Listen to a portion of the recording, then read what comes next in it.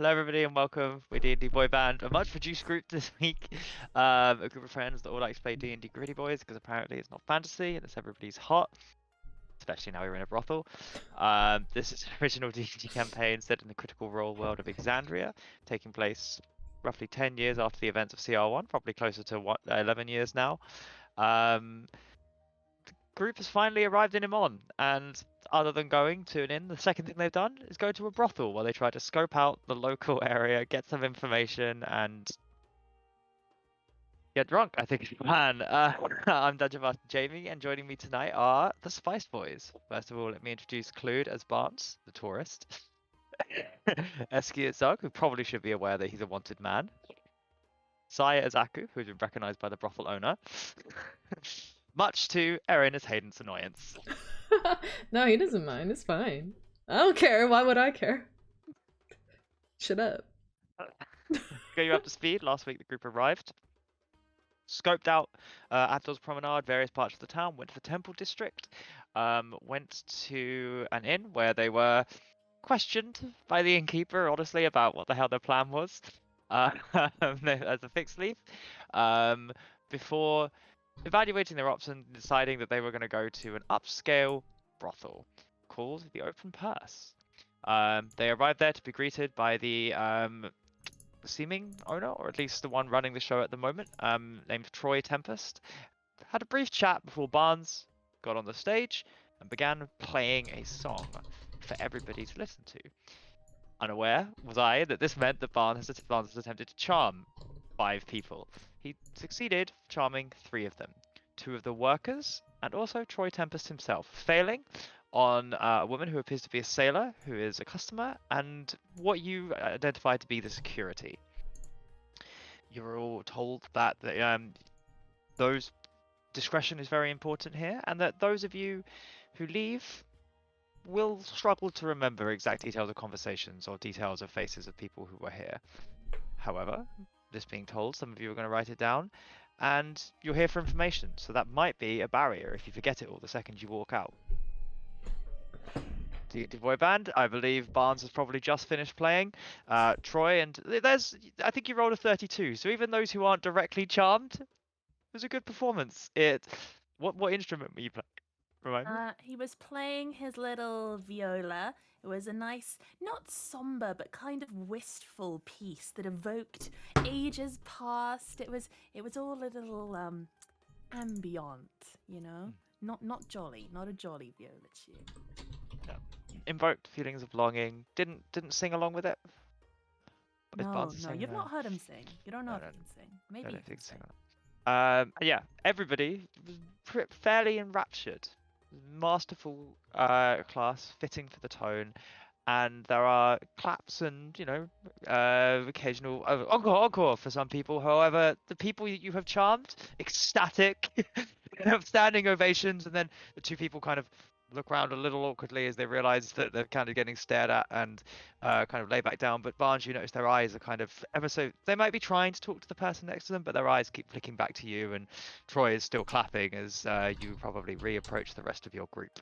Everybody else? Before I hop up the stage, I'll just do a quick, oh well, if you'd like to hear me again, I could be back by popular demand if you refer them to your front man. And he'll kind of wave at Troy and have a kind of maybe lock eyes with him and smile, and then, wander back to the group. You lock eyes and very much smiles back. The rest of you are at the bar. I think all of you have been served drinks. Ascor is currently disguised as an elderly man. A wealthy merchant, I think, did he go for in the end? Average middle-aged man from Zemnias? Zemnia, yes. Zemnian man seeking the Zona. Sauna, right?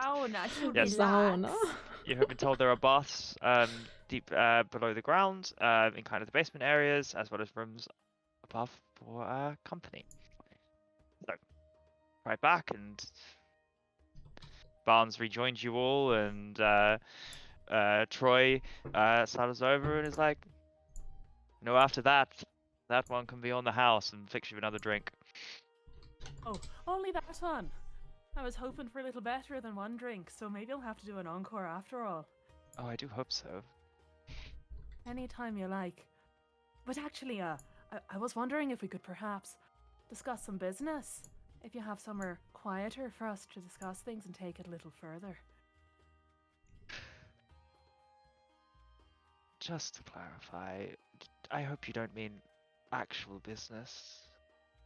You No, don't not want to at be a all. regular here, do you? I mean, you're more than welcome to play regularly. We wouldn't, we wouldn't be able to pay you. We wouldn't pay you, but come Very as often as you rarely do like. I mean actual business. No, it's not really in my wheelhouse. Fine, Let's, fine.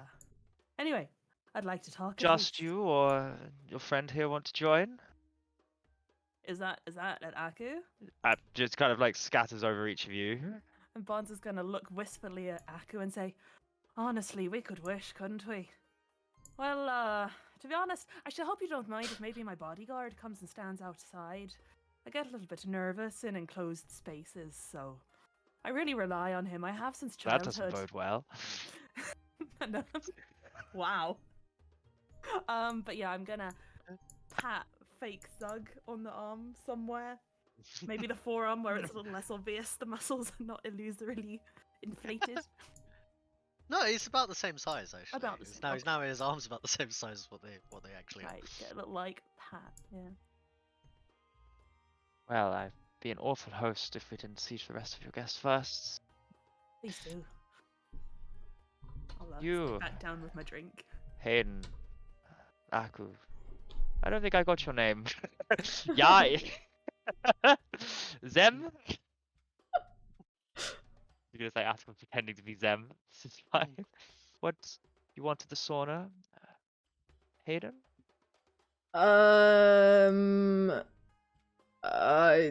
Yeah, I guess. Would you like someone to come over and take care of you?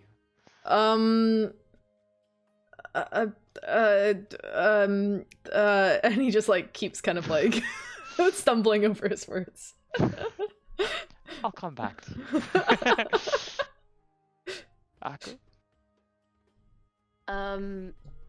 He sort of looks over and in his mind, he hears only him, the brothel owner. He kind of hears, "Yeah, I'm feeling someone fancy today. Have anyone famous around the area?" Famous around the area. I must say it's a little of an unusual time. Midday. They often start a little later, but I'll He check. stares at him blankly. I'll check. For you, anything, Aku. Wow. I could even have to charm him. Oh my god. He's too powerful. Yeah. Hayden, if you would like, I can get you a little bit more to drink. Uh, Something for the nerves. yeah, that'd be great. Thank you. Okay. Slides over some. This time as you smell it, you can smell it's mostly alcohol. He just like knocks it back. Hayden's looking nervous. Bonds might kind of sidle up to him and point at the other worker who he's charmed to say, "We could probably persuade that one to be pretty forthcoming with you if you want an easy ride with questioning." Yeah, I guess. Sure. Unless you're actually here for business. No judgment, just, you know. No. I'm here for the same reason you're here. We're here. We're all here for business. Yeah, who? And he like kind of leans past Barnes to look at who Barnes has offered to charm. Don't be so obvious, Hayden. Oh shit! Okay, sorry. You're undercover. Okay. Which o'clock should I look at? I'll look really slyly. It's like 2 o'clock, Sort of like 6 o'clock. 27 past 3, not quite right behind us, but 27 to the past. side.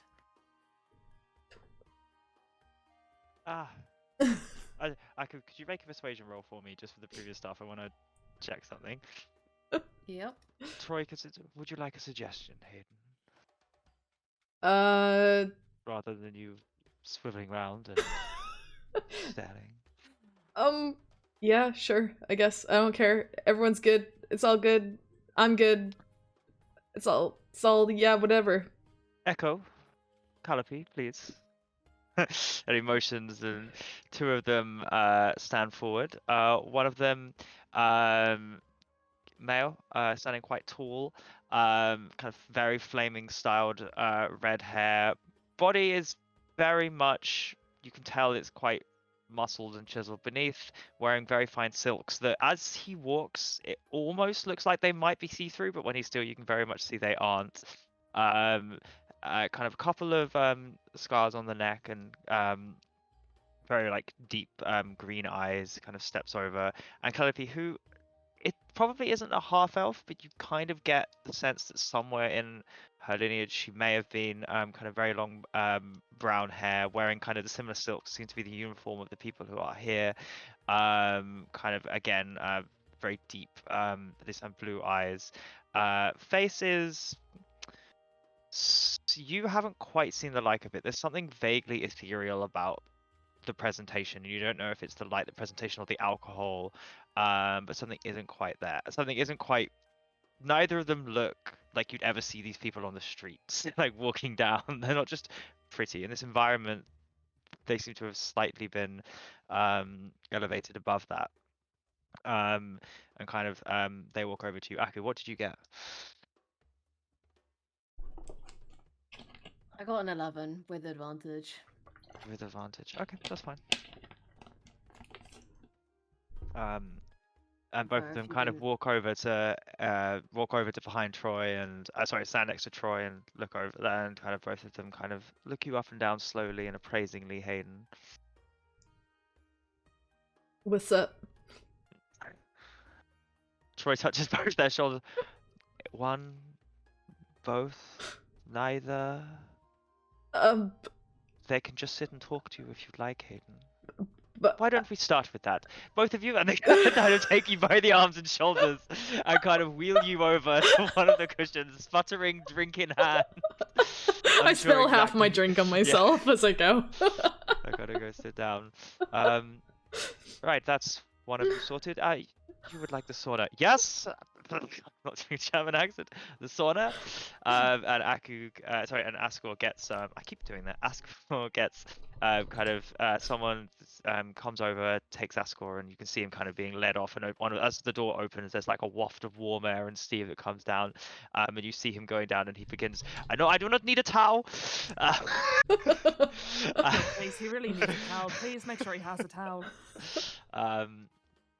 And as you guys are then taken, so then Troy kind of motions for Aku, Zug, and Barnes, if you wouldn't mind following me upstairs. Pleasure. Zug doesn't say anything, he just gets up, bringing his drink. Did we agree on a name for you, Zug? No. Right, just the guard. They never mentioned it, it's just unnamed guard. And no one's asked him yet. Alright. Maybe your name could be Guz. Damn it, man! That was literally what I was gonna do. We've got the same brain, Esky. This has happened so many times in D&D. Either that or Bug. God, it has to be Guz.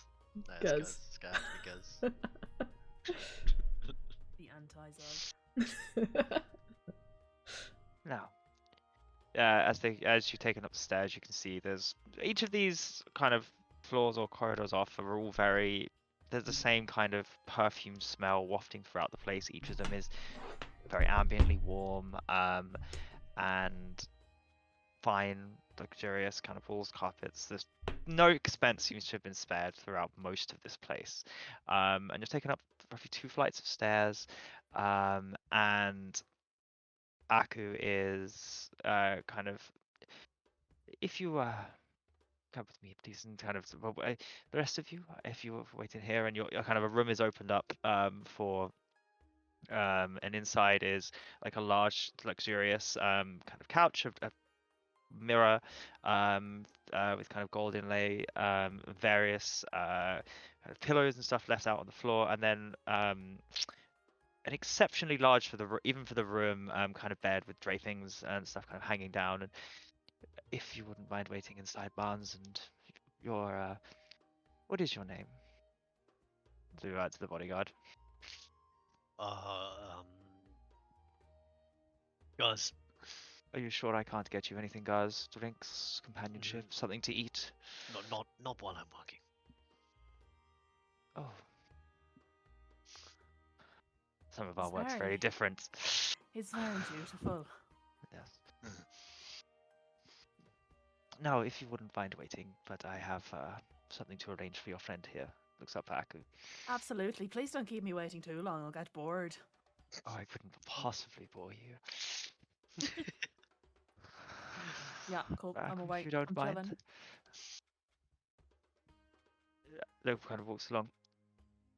So, we do have someone. She might not be quite ready yet, but if you're I don't want to talk about something as sordid as money, as I mentioned before, but if cost is no option and you are feeling like celebrating, we do have someone who's traveled very far. I'm looking more for a girl from Emon. Ah, that's a Nothing shame. too special. Marion will be disappointed. However, I'm sure I can find you something. Have you been with Victoria before? Aku kind of looks like he's racking his brain. He doesn't say anything. He can't remember. Otherwise, if you're I don't think I've ever introduced you to the owner, Veronica, have I? No. And he looks kind of interested. Like, he's been looking pretty bored the entire time, but this piques his interest. Probably pretty obviously. Veronica is normally not available. I'll put it as simply as that. But who knows? Your friends, you as quite special customers. I'll see what I can arrange. Well, Aku's gonna give the most charming smile that Aku could possibly muster, which is probably not very charming, but... Cool. If you again, it kind of opens up another door, very similar to one you've seen before, although slightly a little less lavish, and a couple of less personal effects that you imagine it is. If you don't mind waiting here, I'll be back when I can. Can't keep your friend waiting. I want to see what those fingers can do myself.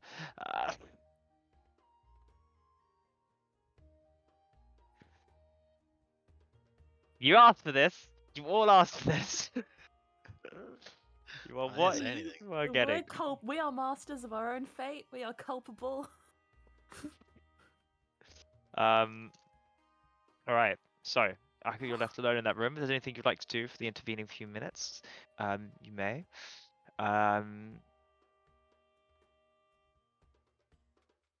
Hayden.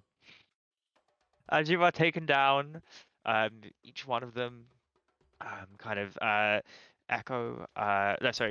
Calliope kind of sits you down and lays down next to you and kind of takes your hand and begins massaging it, and Echo stands behind you, kind of hands on your shoulders, both massaging, and just she kind of let you have your drink, settle down, and say,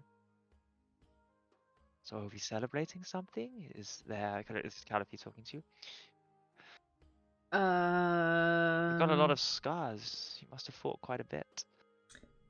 just I hope you're safe now." paper cuts. It's all just, I'm a delivery boy and I just get cut on the envelopes all the time. It's a really dangerous job. You don't need to lie here. We won't remember it. That's cool. You don't need to tell us either. Whatever you're comfortable with. But just know, he kind of like traces the finger a little bit up your arm. Everything here is our secret. Cool.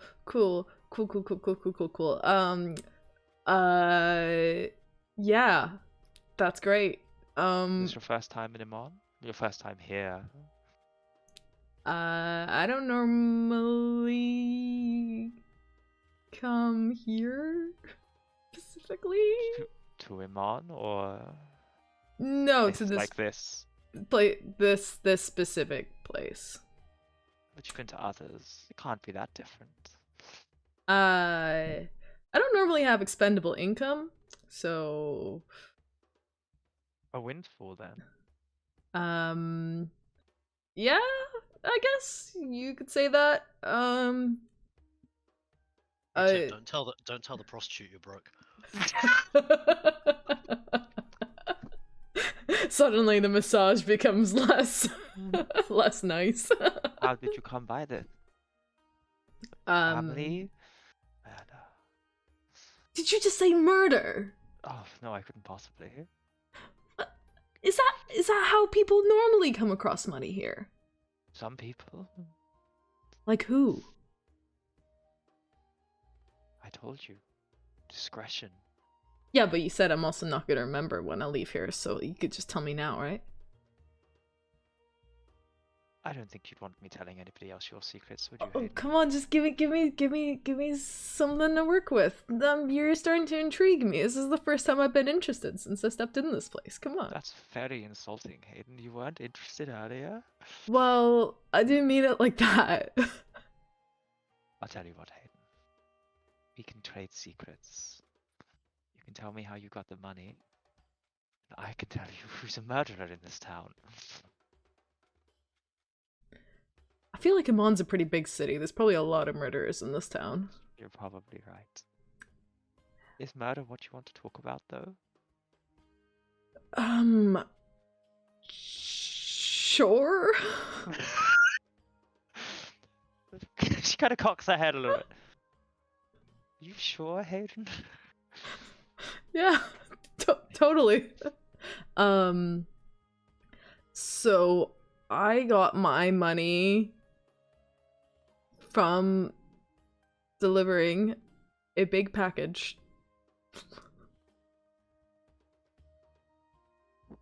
Oh, so you have read the Tusk and the Truth, or whatever it's called.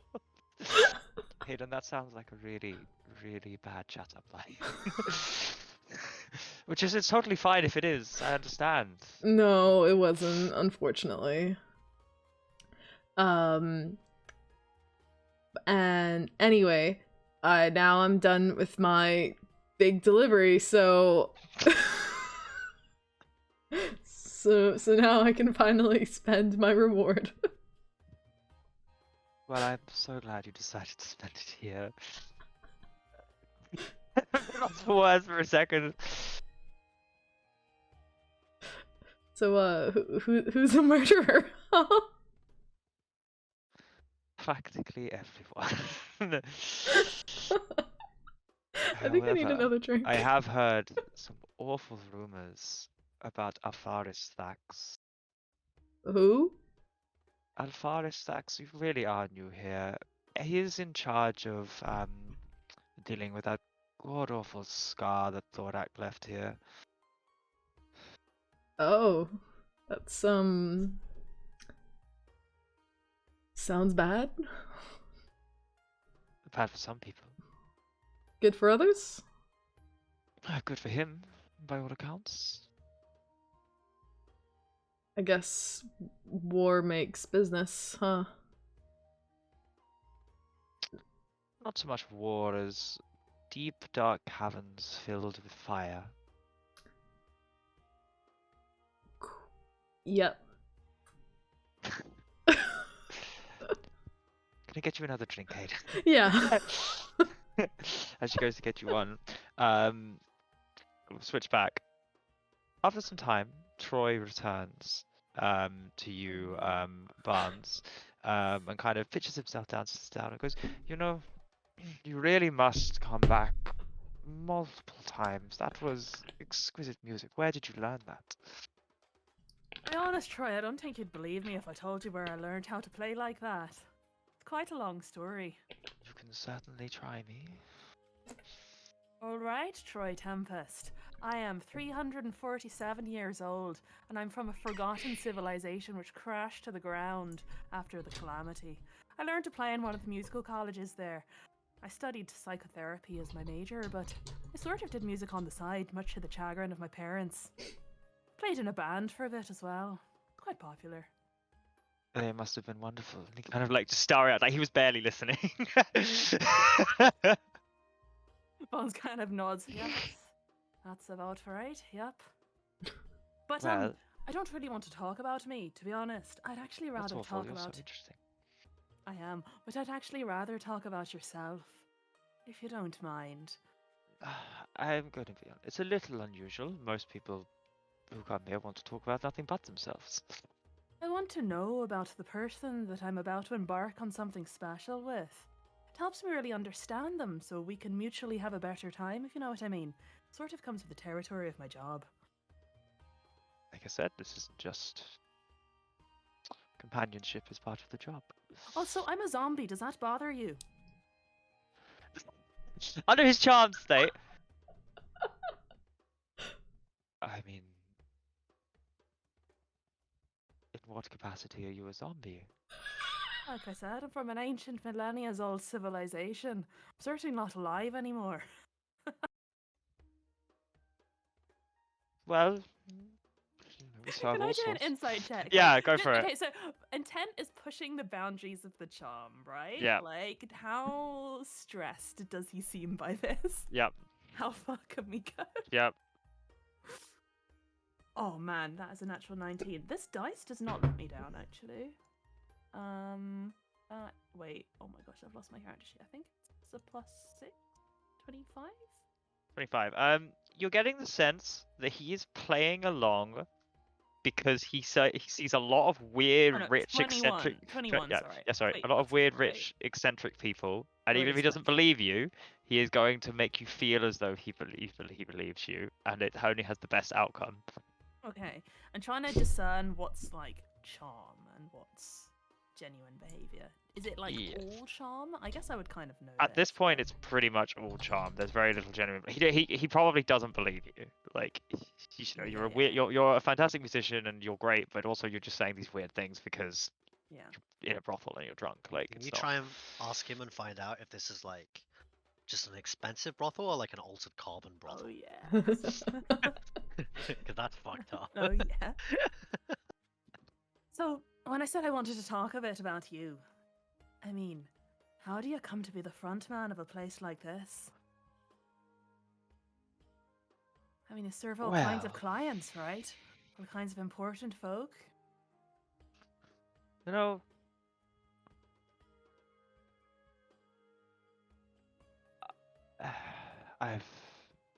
he said for something.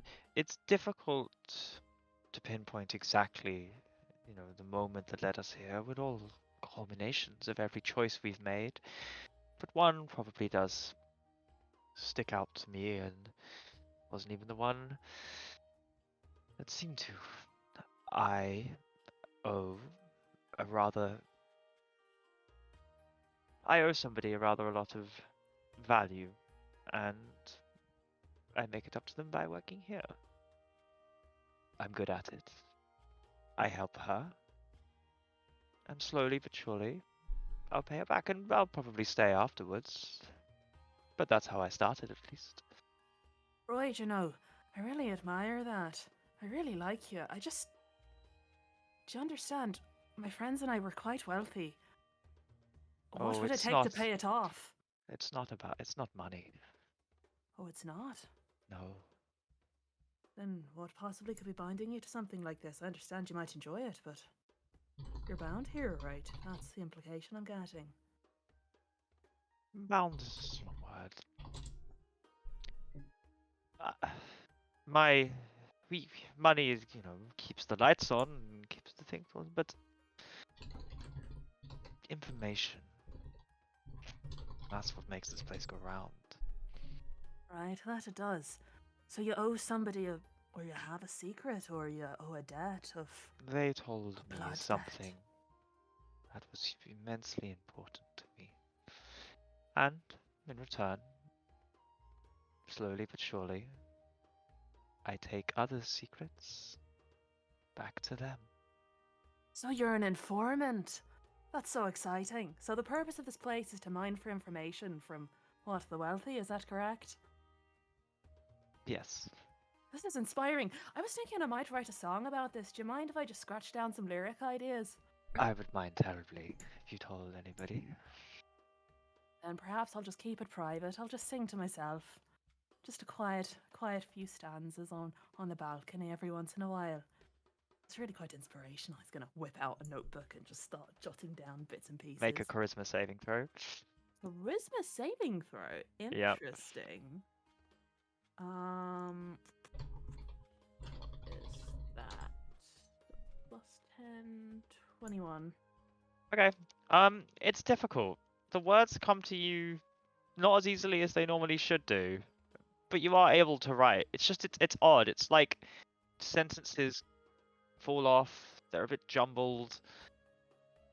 Yeah, like you feel it's a struggle to push on to write this down. Interesting. Do you know, Troy, I really have to ask. Is this place owned by the clasp or something? But they're not allowed here. Are they not? Insight check. Go for it. Better keep my clothes on. Oh shit. 14. Seems to be telling the truth. Huh. So who is it that you owe the secret to, or the information? That's a direct question, because I really want to know. Veronica, the owner. I told you. Veronica. Is that her real name? I assume it's not. Probably not. Mm. Have you seen her outside of the brothel? No. Interesting. People come here to talk to her, ask her for things, favors. I was just one of them. Wanted to meet Veronica. Oh, you absolutely could. She's actually about to go meet your friend Aku if you'd like to come. Maybe soon. I have a few questions for you, but that might be fun. That might be a really good idea. And I also don't want to spoil Aku's moment, you know. We've sort of had it quite rough the last few weeks, so I imagine he sort of wants to let loose as well. I'm sure he does. On that note,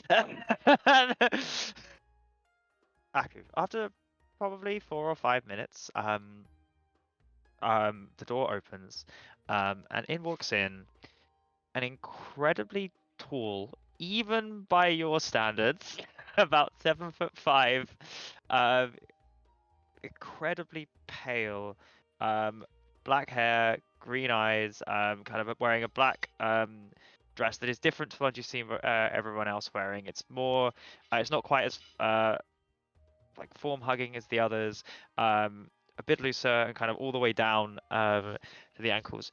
Again, looking at her face, there is that kind of weird ethereal quality that kind of promises anything out, that kind of elevates people who you don't know quite what they look like outside of this. The smell of like the place is slightly amplified around her, not in an unpleasant way, but it is certainly stronger when she walks into the room. And I would like you to make a charisma saving throw for me.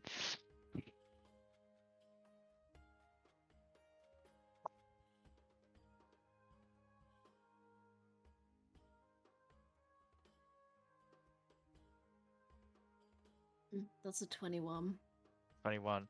There is something mesmerizing about her. Like, you're not transfixed in that you can't look away, but the movements are graceful. You almost seem the air around slightly warp. It's odd. As I said, you're not like, you can move your eyes, but you kind of don't want to. You're not charmed. Don't worry.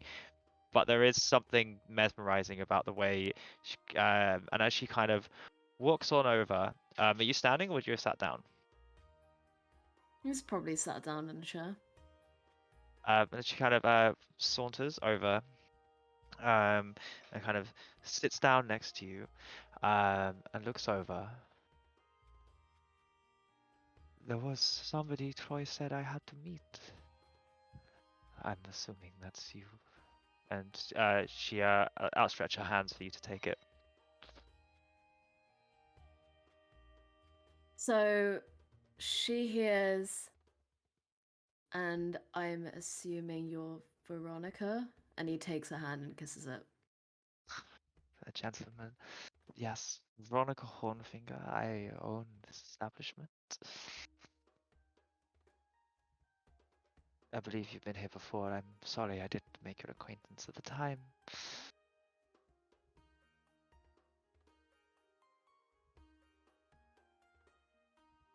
You must have traveled far, you and your friends. I barely feel like I've had a moment to myself, honestly. Yes, it's been long.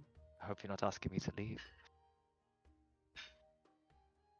Why would I be here if I Well, wanted that? Just a comment. Leave. So, Aku, what can I do for you? I'm wholly unprepared for this. We can do. Whoa, my Discord's misbehaving. Yeah, no, we can do this, guys. We can survive Jamie's saucy behavior. We can do it. I believe in all of you. Keep it together, man. We got ourselves in this mess and we're gonna get through it. We're not gonna back out. Eyes You on wanted the to go prize, to a boys. brothel. Eyes on the prize. That's not my fault. I've got my next roleplay segment planned out. I'm ready.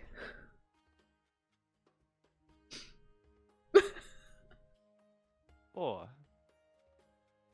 we can cut through all of this, and you and your group tell me why you're really here and what you want to know, and we can discuss price.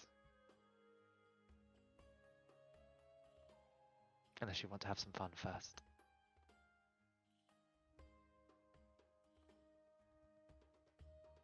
On later. We want to know about. Oh fuck! What's his name? What's Askel's dad's name? Heinrich von Galverdane. Do I really have to say that every time? Heinrich. Mr. Galverdane. Heinrich. Mr. Galverdane. Okay, Mr. Galverdane is right. Ah, she sits Well, back kind of. Sorry, go on. We're looking for information. Not just about his position. Is he elected? He's not elected yet, he's running. No, right? he's running. Yeah. His followers. And also his son. The one you walked in with or the other one?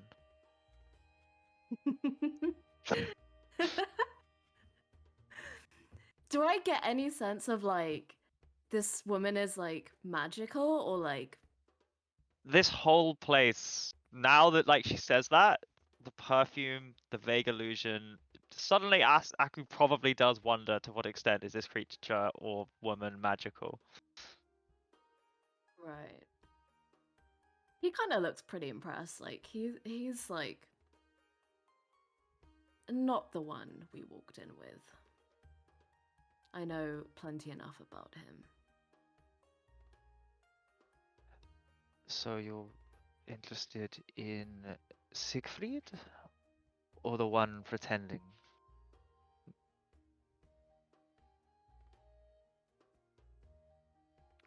He hasn't even told you his family tree.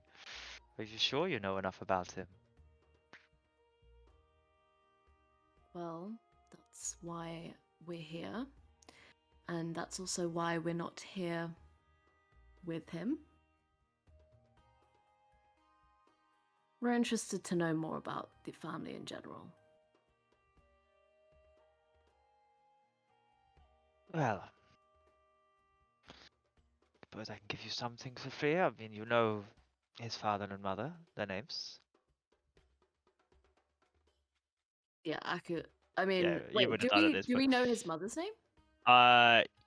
You probably do not actually. I don't know if Askel's ever mentioned it. Yeah, I guess Aku's looks kind of curious at the mention of Askel's mother. Duchess Ludmilla. A self-appointed title. Didn't run very well. I think she's dropped it ever since the election. The younger brother, Hogarth. The older brother, Siegfried. And the older sister, Eloise. Eloise Sunraw.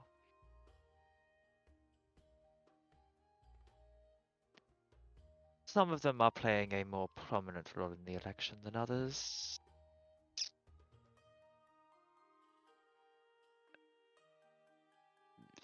Hogarth has largely disappeared.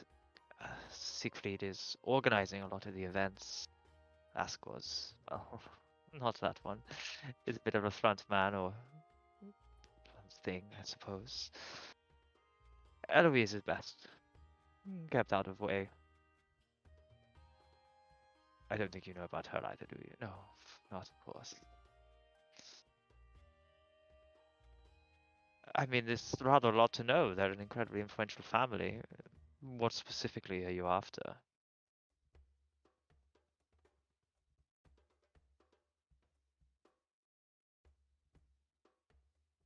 Do you want to know who's been pretending to be Ascor? Aku looks kind of suspiciously at her, and he's like, and you would know that. Maybe. You told you brought me the other one. I could certainly try to find out. And what would that cost us? A penny of your thoughts.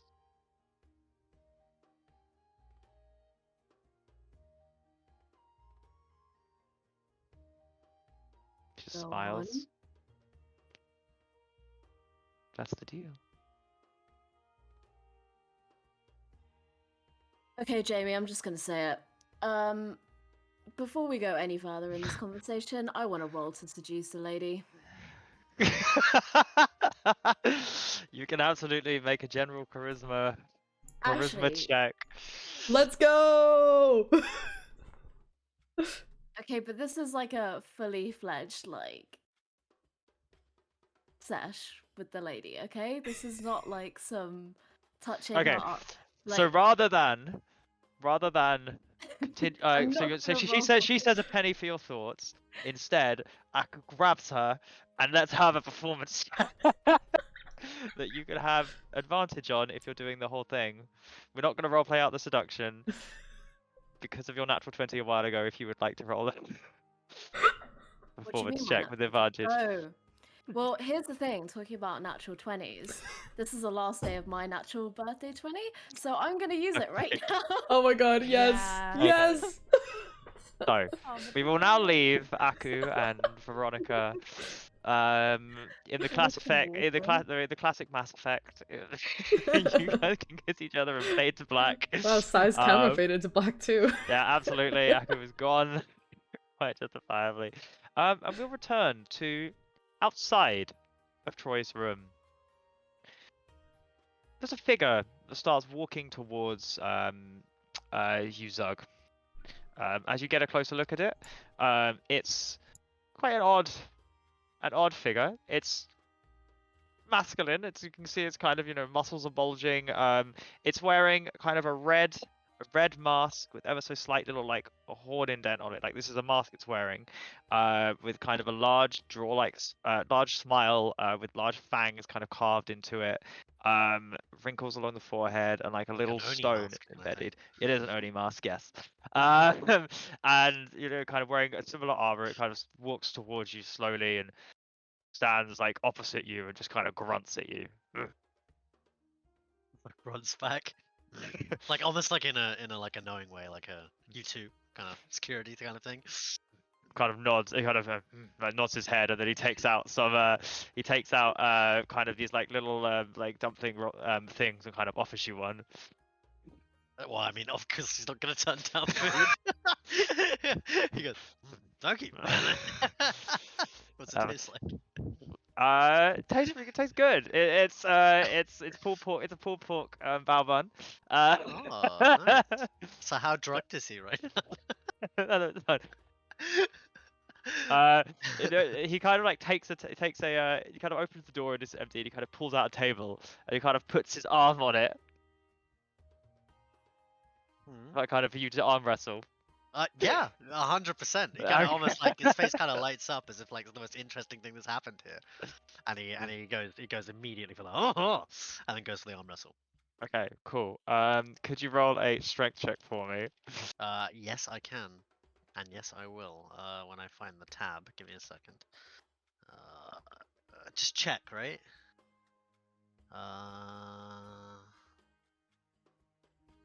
Yeah.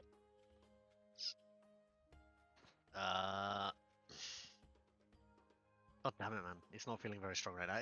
That was a 12. That rolled low. Rolled a 7. Okay, 12. Okay, so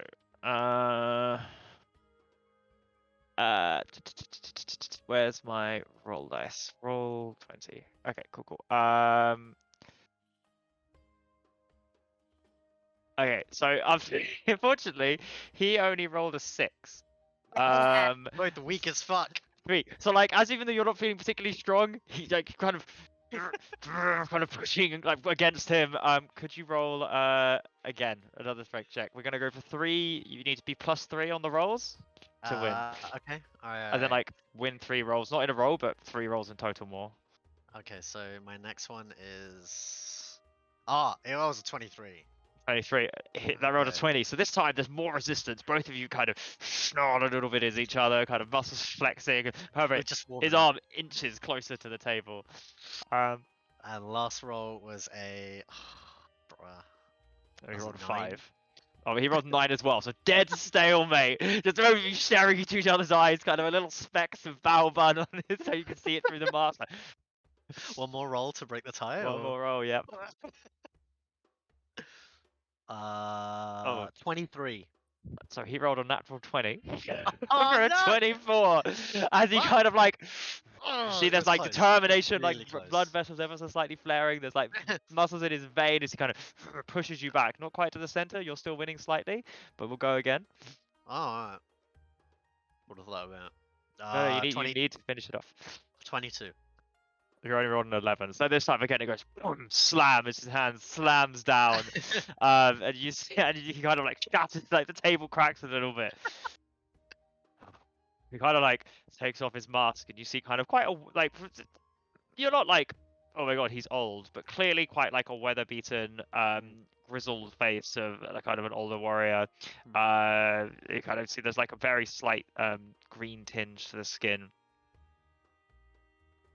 I haven't lost in a while. Good one. He Good kind of gamble, goes, good goes, match. That was close. goes to shake your hand. He does. I mean, how perceptive would he be? Because obviously there's like an illusion around his hand. Well, you where guys have just it been probably arm looks- wrestling. The hand probably looks smaller than it is in reality, just very slightly. Not. He not doesn't partic- seem to have noticed. Oh, okay, yeah. But yeah, no, he shakes it back. Obviously, he's wearing this big white print wizard hat. Godfrey, nice to meet you. Buzz. Buzz. So, No, sorry, Guz. No, sorry. Buzz. Yeah, he was like, So you work for him long? no, I had a previous client. This is a new one, actually. This is just contract work, really. Does it pay well? Decent. Not as well as the last one. The last one was a Galvadane. Oh. They're rich, right? I see Oh, the very. posters. Stinking. Oh, did he die? Oh, I hope not. No. He's just doing some politics stuff. I think. Oh. I'm not brave enough for politics. Yeah, I always worry I'll get assassinated by somebody. So I'm kind of glad that I'm back to protecting this. And he kind of points in the direction of the room wherever, yeah, they just went. Oh, it's not very dangerous then. No, Don't get attacked this, a lot. this is an easy job. This is great. Yeah. Plus, I this got a free drink, and he kind of lifts up his drink. Yeah, I do get my drinks paid for. This is quite an easy gig. Most people are happy. If they're not, generally they're naked and don't really have armor and stuff, so I just throw them out. Because people again, you're like almost immediately disengaged by the whole situation. Like that they've done an arm wrestle. He offered him food. There's like so many things. Immediately just goes into just being like, security. People they don't respect how hard this can be. Just Yeah, I know, straight, right? Like heart to heart of like just bitching about the job of like how it used to. And My in doing knees so, hurt yeah. every day. Like, I've been stabbed so many times. So many times. I'm surprised my organs are still in my body. Thank God for healers. They're the real Yeah, heroes. I know. You know, not that long ago, we were out on the fields. I was protecting that one, and I got killed. It brought me back to life. Wow. Yeah, I hear about that in stories. yeah, it feels weird. You just wake up on the floor. And then he kind of goes a bit whimsical about, like, you know, the concept of the afterlife and how he doesn't know if it's even real. Yeah, this guy's just enraptured. He's just listening to all of Zug's war stories. Clearly, he spent a lot of time like guarding a fairly boring brothel. Cool. I feel like I should roll like a You like can- a chance of Zug just like accidentally revealing who he actually is. Go for Like- it. Roll like- a like roll a in the wisdom, roll a stories, wisdom check. Like in the stories, he's like clearly just talking about himself, like with no. Okay, I just rolled a 4, so that's a 6. Okay, I'll roll a wisdom, an insight check for him and see if he knows. it, So but you'd those have to are put 2 and 2 stories- together because he's not going to intentionally like you talk about his own Yeah. day, but he's like clearly talking like about the campaign over the last, like he's just chatting about Yeah. it, like the highs and the lows and like the things I- he's fought. To be fair, I don't think they'd know that Zug has done those things. No idea whatsoever. Yeah, clearly, yeah, but, so- like, you know, yeah. he's not. He hasn't referred to himself in any way, but yeah. And then you grew green wings. Yeah. It was from a ring, and he lifts it up. He's still got the ring on. Like, there was a soul in it of a dragon. It was weird. Very nice though. I will. Helped me out plenty of times. I would say with those 2 roles, you have told him most of the events of the campaign, which we will get back to. We'll go down. We will go down to Hayden. Kind of do the horror through it. Hayden, you've been brought another drink, and at this point, you need to make a Constitution saving. Oh, sure. Okay. Can't The amount of say. alcohol that has been consumed. That is a 10. 10. Alright. So as Hayden's been knocking back the drinks, he's actually started getting on to like oh, what are they called? Like murder mystery podcasts, essentially. True crime, that's it. He's like, Yeah. he's just like recounting all of these like true crime like stories he's heard from like around the world, and he's like midway through this like one, and he's like, yeah, and so like the murderer like used to send like coded messages to the newspaper, and then people would try to figure them out and they still don't know where he is. Can you believe it? And he's like Both just enthusiastically enraptured, telling them staring, about it. like, oh, I can't still believe that. Yeah, so he could like literally still be out there. We have no idea. It's just so scary thinking anyone you could speak to could literally be like a murderer. Not me, Literally. No, but of course not you. Do you want to hear? I heard something. What about did you hear? About the investigation into Hannah. No. What did you So, hear?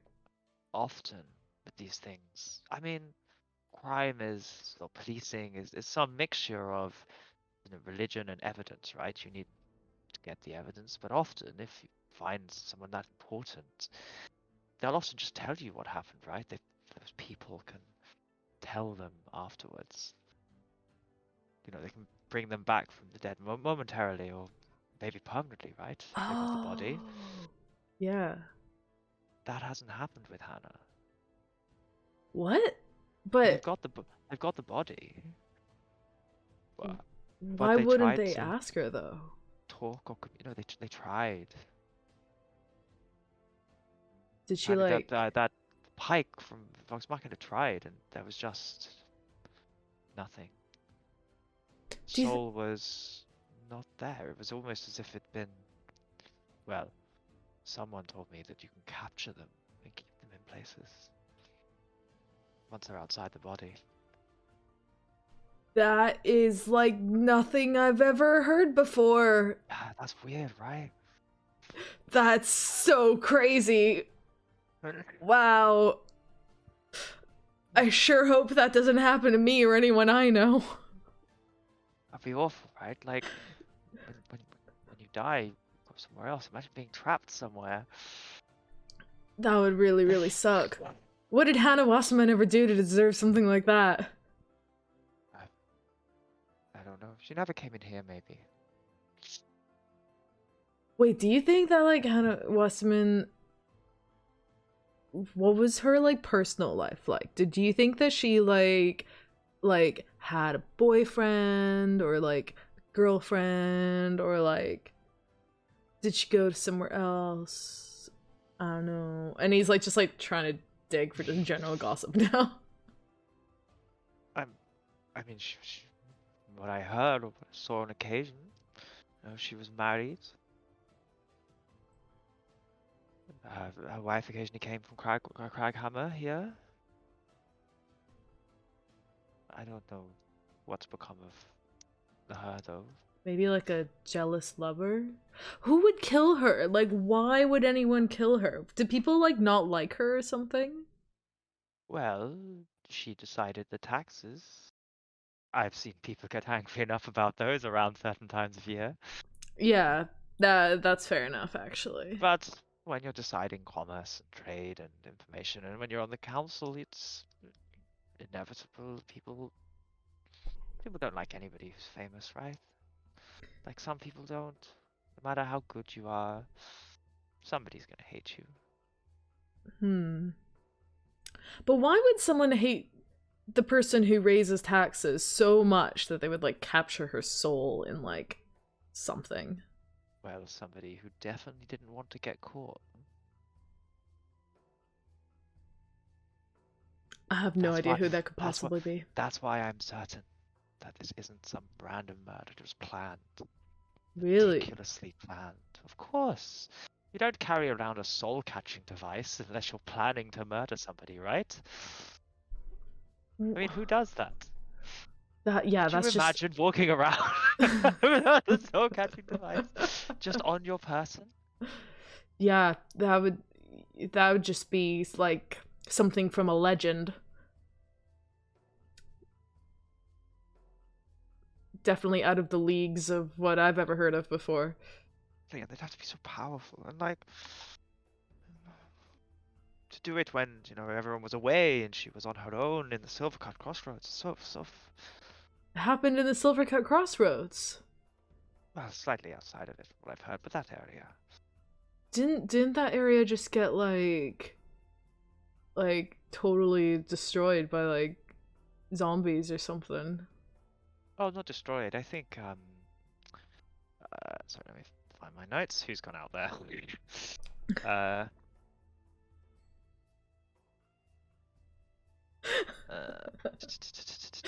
If Hannah Wasserman decided that energy increase, price increase, I can understand it. Makes sense. I think Exandria and Keedith and Councilman Exandria, Councilwoman Exandria, Councilwoman Keedith, Arbiter Blom Goldhand, Canonist Levi Soren. They've all gone out there to deal with it and aid the people. It's not been wiped out. It's just under siege. It's Right. terrible. It's really terrible. Yeah, that's don't know really what could bad. have caused it. Yeah, it sounds real bad. Someone should have stopped this. Hayden, I can feel it stressing you out. It is stressing me out. Come on, relax. Yeah, I'll order another drink, and he like raises his hand and like motions to like the bartender. Maybe we can do something else to you. Oh. Yeah, okay then. And we shall fade to black here. That fades to black. Yeah, boy, Hayden. So proud of him. Cool. Back to Troy and Barnes. Well, like I said, you really must meet Veronica at some point, I'm sure. I don't want to take you. I still want you all to myself for a little bit at least. You certainly have me for a little bit. And he's gonna sidle up over to Troy, place his arm round him, and do a... Like I said, I wanted to know a little bit about you yourself. Namely, where might I find you outside the context of work? I feel like there's something just sort of special here. How would I speak to you outside of these four walls?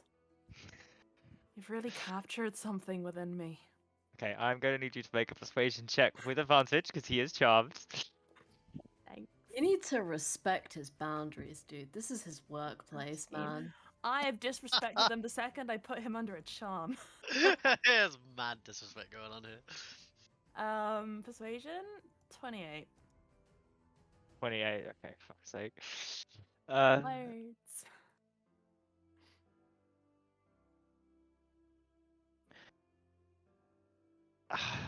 I'm touched, Barnsbury. I am. Well,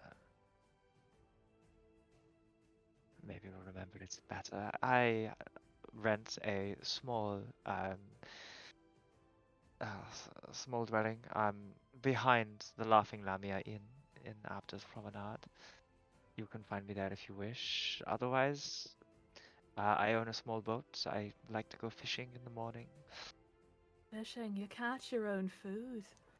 It's so quaint. Quaint is a word. It's just so different I to what I'm just- used to. I just can't get over it. I can't believe people catch their own food. I It's miss the just- ocean, and it's a way of reconnecting, I suppose. Oh. Is that... Did you live by the sea, or...? I did, over on the Lucidian coast. Oh, lovely. Bonds kind of pauses, thinks to go further, and is like... Do you know, actually, though, I said I was interested in you, and I am. I really am. I want to emphasize that. But really, I'm most interested in the reason why I've been called here personally, which is one person that I saw a fleeting glimpse in the square in Emon, and to be perfectly honest, I saw them, and I just fell in love, head over heels. And really, your wisdom and your knowledge and your advice on how I might catch the attention and eyes of one Asgore von Galvadane would really be appreciated. There's something about the soft ruffle at his He kind of neck and the clutches his way it heart just- mockingly, like, oh, you break my heart, Barnes. You do, truly.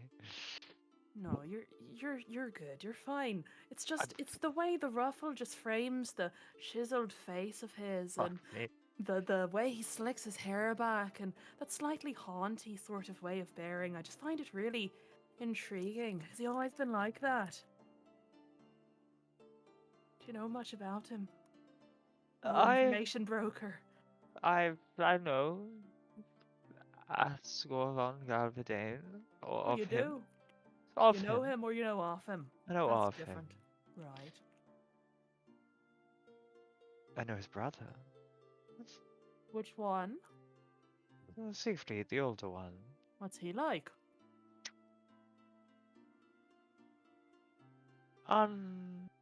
Unscrupulous. How would you describe Asgore? Handsome, brilliant, rich. I'd use slipperier terms for Siegfried. Type of man you could walk into a revolving door with and he'd come out first. You know? That type. Sort of a go-getter, always comes out ahead. I'm certain that is the most flattering way you could describe him. I'm used to saying nice things about terrible people to make them feel better about themselves, so... Are you Can sure you aren't certainly looking do for a it, job, yeah. Barnes? Honestly, I think I'd be great at it. I really do have the skill set for it. I'm not even blowing my own horn here, I really do. Oh, that's not required. It's other people's mainly. Oh, right, but I can do that. You know, there are like illusions and clone spells and just things I can do. I mean, I'm pretty good at all that. He kind of pauses. Asgore von Galvadane. Yes. Where does he hang out? Where does his brother hang out? Where would I meet one of them? It's not here, is it? Because I really will join your ranks if it's here. Ah, Siegfried came here of occasion. Asgore, from what I heard, used to busy himself quite a bit around the Alabaster Lyceum. I know he might not look it, but he's a bit of a reader. Kind of very much took his father's suggestion or advice about knowledge. Other than that, rarely left the Cloud District, rarely left, parties. I understand he and, sorry, let me find it. He and, what was his name? Yes, Alfred Eleven Clear Eyes. Alfred Ella. So I'm giving you the full name, but his name's Alfred Clear Eyes. Who you would probably recognize because it probably would have been briefed to you, is the son of the Master of Development, Hearthmaker Clear Eyes, on the council. Those two fairly inseparable, known for let's not call it teenage boy behavior, but the frat boy behavior that continued onwards into whatever But they weren't an they would define item. themselves. Asgore was not dating this boy. Oh no. Oh, that's a shame. It's not that I was aware of. But, Bless you. or what about the last month or so? I haven't heard much of him this last month. I know he appears at rallies. I presume that's, embarrassing himself.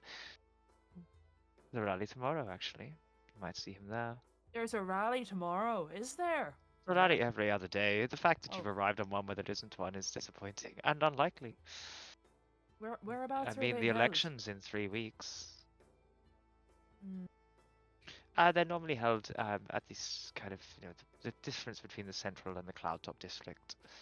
The central gate between those two. They like a large stage. Heinrich normally goes in the morning. Sylfrena goes in the evening, afternoon. That's good to know. Catering to different types of people. Heinrich likes those who can come in the morning to work. Sylfrena waits until some people finish work. Right, early to bed and early to rise makes you the voter of Heinrich von Galverdane, as they say. I think you misinterpret the type of people who are able to go watch a political rally during the middle of the day. Oh, right, yeah, y'all work in specific times and... Again, very strange. Very... I don't want to mine you for information like this. I don't want to use you. So, I think... Deception check. I mean... No, that's a lie. No joke. It's fine. You charmed him and you persuaded him. So, I do think it would be helpful to talk to Miss Veronica, but it does concern me slightly the setup that you have going on here. Tell me, is she kind to you? Is she dangerous? She's very kind. She feeds us well, looks after us. Like I said, we all, to some extent, came to her for a reason. We got what we wanted, and our service here is the price. And you're staying here of your own free will, right? My desire to see a bargain through till its end. Interesting. What's the length of term of service? 5 years for me. 5 years. Huh. Think probably. Well, it would be good to go and meet her, but I'm almost thinking it'd be quite good to go with my group, the lot of us. We sort of do everything together, really. We're really open. We just share everything. Right, everything. Absolutely everything, yeah. Then they won't mind if I interrupt them. Well, no. No, actually, do you know what? Do it. Okay, so... as he leaves Yes. the room, because I don't know how long it's been, but he'll probably sit on the bed and be like, so Troy, I am sorry about this. Sort of thought it was the best thing to do at the time. You'll know what I mean fairly soon, I think. Wait, does he find out? No, I don't know, just apologising. Okay, fine. I can't possibly fathom what you mean. The Asgore thing. Sure, yeah. I feel bad about that. You're great. You're not going to come visit? I will. No, I will. I'll see you Well soon. then. All things can be forgiven. With time. Or paid back. Yeah.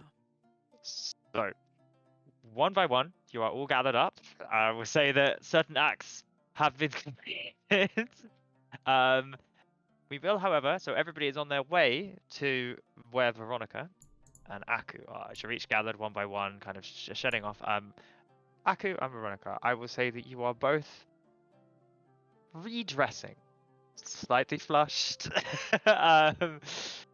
panting ever so slightly, both extremely satisfied with the natural 20. Well, she is. Aku, you could judge yourself. Yeah. And she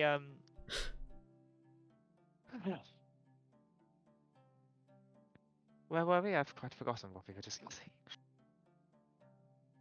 Well, I'm sure my friends will want to chat at some point, but before we say anything else, and he kind of like touches her shoulder, kind of looks into her eyes and goes, now, I'm not gonna offend you by asking you, as I'm sure you know, my unique situation with the clasp. I was just wondering if, well, really for the safety of everyone here and myself, but my friends and I have been concerned of someone meddling, perhaps following, maybe from the class. Do you know anything about that? I don't know about them following you, but they know better than to attempt to infiltrate here. It never ends up well for them. They And might be watching you when you leave. I could always get Godfrey to check for you if you'd like. and you haven't heard anything about why the clasp might be following? I mean, I know about your death. I think you've also brought the guardsmen with the wanted posters. Is there another reason? Should I know? Well, that's why I'm asking. It seems like a petty fee that hasn't been paid is quite a lot of a... Well, it's a small reason. There's a lot of that around here. And in his mind... Are you asking me to pay your debt for you, Aku? I'm confused. Yeah, I'm legitimately confused as well. Sorry, what you're asking. Aku's asking whether he knows of any other reasons why Boyband might be being followed, Oh, she may. or Yes. attempted assassination. Sorry, yes. Well, you've been following previously, presumably. Asquar is one of the people they're after, but you've been disguising him since you got to town, no? They wouldn't be following you for that. Unless, for some reason, they know you're traveling together, so your arrival in town has tipped them off that maybe one of you is Asquar. Could that be the case? He looks disinterested. In his mind, Aku would like to sort of talk to Lanharath. Yep. I'm assuming that Lanharath is... Lanharath has been waiting outside. I'll put it that way. It's a for form. Wait, really? He just waited outside? No, surely not. I'm gonna presume he waited outside. He didn't want to see the ship. Yeah, Or did you want him inside? No, he's fine with it. He's seen all that shit before. Okay, cool. He's inside. You can see him kind of strumming up against the wall then. Well, but he's tapping. not... I'm assuming that if Aku is in the room with a woman, he's not going to be... Okay. Like, make himself visible. That's Yeah. No, absolutely, yeah. He likes to watch. Yeah. And so, like... I mean, Aku's aware of, like, the magic of the place, but, like, when he rolled that charisma check, he was, like, definitely aware that, like, maybe... Is it, like, the memory thing that is sort of funky there? Like, Yeah, that- memories. okay. So he's gonna sort of like glance over to where he knows Lanharath is and sort of say to him, obviously not out loud. So, will you remember anything? I'm assuming that this charm doesn't affect you.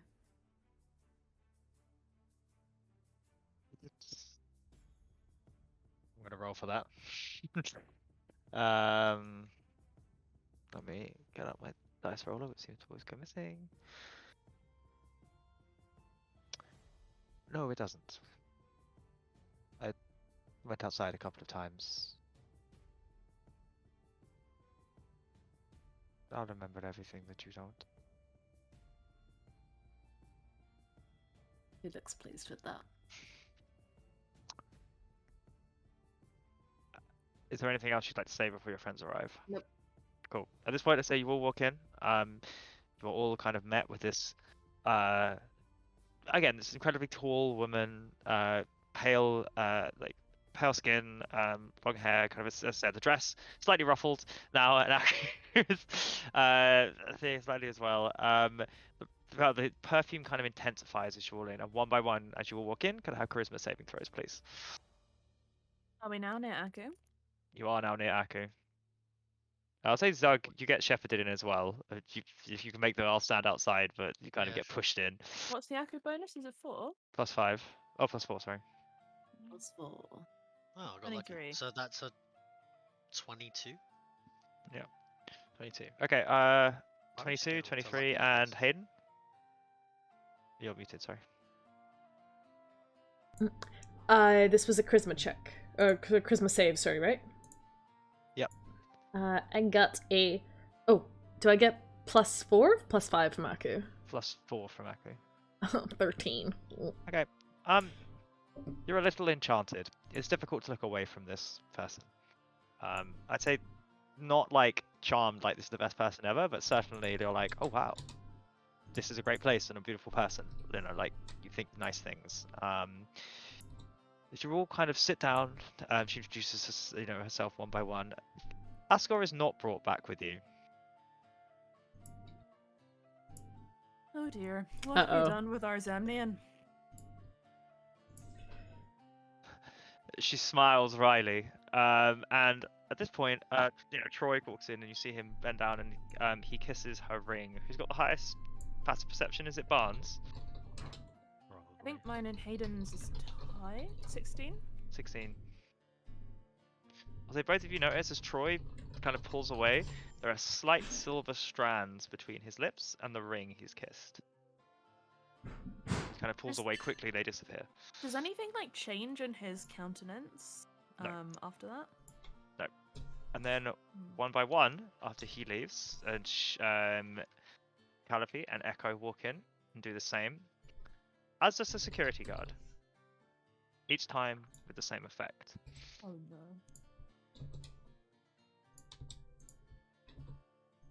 Barnes is just going to kind of observe this and be like, so is that the information brokering then? Is that how it works? Ah, I can see Troy told you. He did. Yes, it is. Interesting. What magic is that? I haven't seen it before.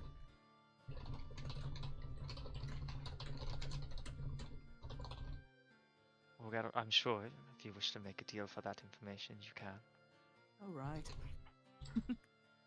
How long would I have to work here for that? Oh, I don't think you need to work here for it. Not too much. Your Asgore has been removed by my staff. Fair enough. Where did you put him? No, removed. He was taken outside. He, upon entering the sauna downstairs, he dropped his illusion, grew an eel for a foot that promptly dropped off, and then bit another patron. Oh my god. Oh. We can't take him anywhere. They're not going to remember that, are they? I will ensure they do not. I imagine that's pretty bad for the Galverdane family image. One might say it would cost them an election. Maybe we should just take Asgore to more places without memory charms and have him, I don't know, leave fish around and shit. I have sent someone to follow him.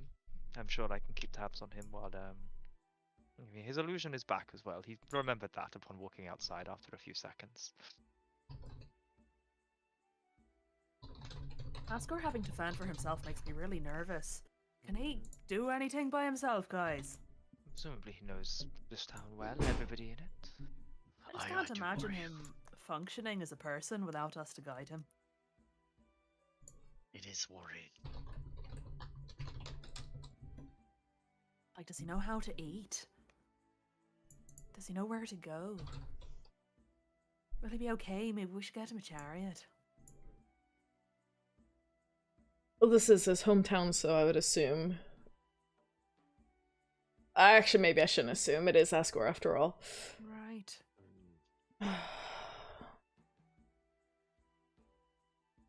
Well, anyway, Asgore's fate is in his own hands, which frightening though that may sound. That's incredibly Veronica, frightening. you've agreed to see us all. I imagine that has to have a reason behind it. Well, like I said to Aku here, and she kind of affectionately puts her hand a bit closer to Aku. You're here because you want to know things. I trade in that particular currency. Sure. You would have gleaned some information, I'm sure. I'm sure, looking down at her ring. But you want to know more. They always want to know more. So, what is it that you want to know? And if I can, I will provide the answer for whatever I deem it worth. We maybe discuss prices. Like, what's the sort of scale of pricing? Because as far as I'm aware, you told Troy something and he's been here for 5 years working for you. And I don't think that these people have the sort of flexibility with their futures that I do. So, we're not going to have to work here, are we? Because, I mean, we could, but... None of you, if you so wish, required to work here. It might be a secret in return, a fragment of your possibility.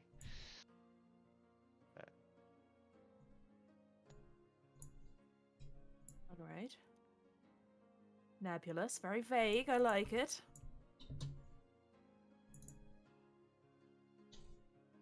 I'm going to assume you've asked, Aku, but who's impersonating young Mr. Galverdane? Where do we find him?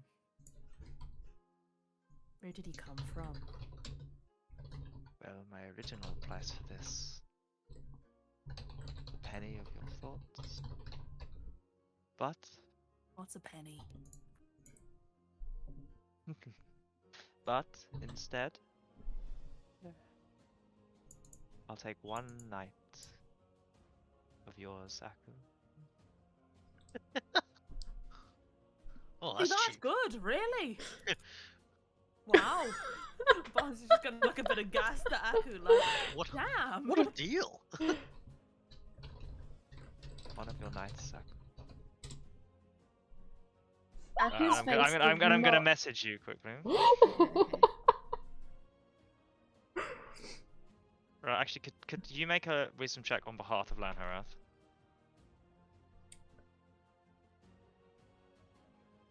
Aiden's gonna lift an eyebrow at this exchange and look at Aku appraisingly. What did you get?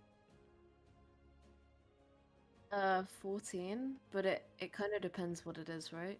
That I'm just using your stats for Lanharath at the moment. Oh, sorry. It will. Sorry. Give yourself advantage because it will be a nature check. Cool. Just very quickly, gonna turn my camera off because my keyboard keeps messing up. Oh. You're the D&D. You're the DM now, so I'm the D&D. you're the D&D. You are the D&D. You're the Sai entire is D&D. D&D. I love how like I always look massive on Jamie's camera because you have to zoom in so far because Jamie's always like a tiny Little speck in the person. corner. He doesn't use like a webcam like a normal person. He's always like Yeah. he's always like Jamie lives in this tiny quadrant in the screen. Okay. Yeah. Go for it. What did you get? Oh wow. The 4 and then a 3, 13. So 14. Okay. Lanharath has no input. Go get him, king, is what Lanharath whispers. Yeah, I mean Aku's face like doesn't change, but Veronica will hear. Well, of course. Like a slight smile, a slightly too wide for her face smile. Oh fuck, what have I just got myself into? oh The god. fingers steeple. Very well. For a single night, it probably doesn't surprise you to learn that Asgore is being impersonated by an actual doppelganger, those shape-shifting creatures. Whoever has hired such a creature, I would have you know that the creature's name is Ringer. He sure is a dead ringer for Asgore. That was my finest story. As a general sigh, Ringer, and I believe it was procured for Mr. Galvadane by Headmaster Thorund Adlam, head of the Alabaster Lyceum, and a man who really should know better.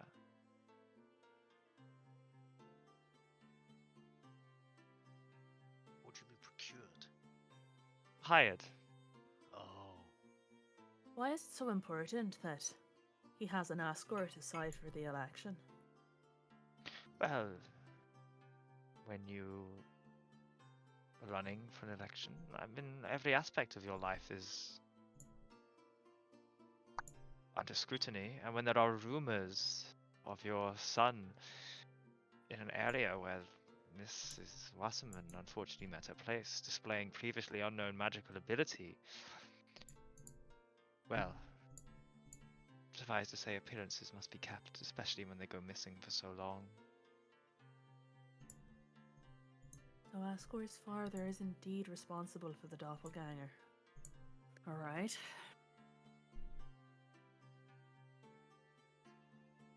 He's not going to be too happy to hear that, I should think.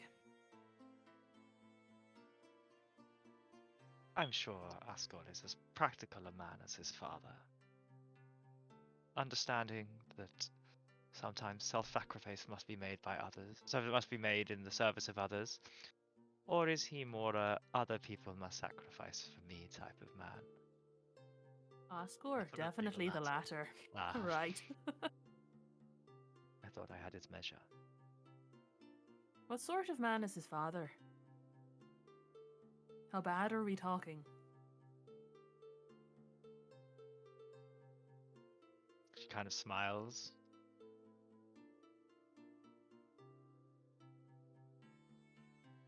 Uh, 2 seconds. I understand that you performed a fairly masterful rendition down below, but you didn't sing. Can you sing? Can I sing? Well, everybody can sing. We all have that ability. Of course. Aku looks very questioningly at Barnes. Oh, shit. I mean, you can sing internally. You can sing. You give my heart a song every time you walk into the room, Aku. And that way your presence sings. Would you sing a song about me within the Would. week? I sing a song. Do you have any stipulations on the subject matter beyond just you? No, me in public within the week.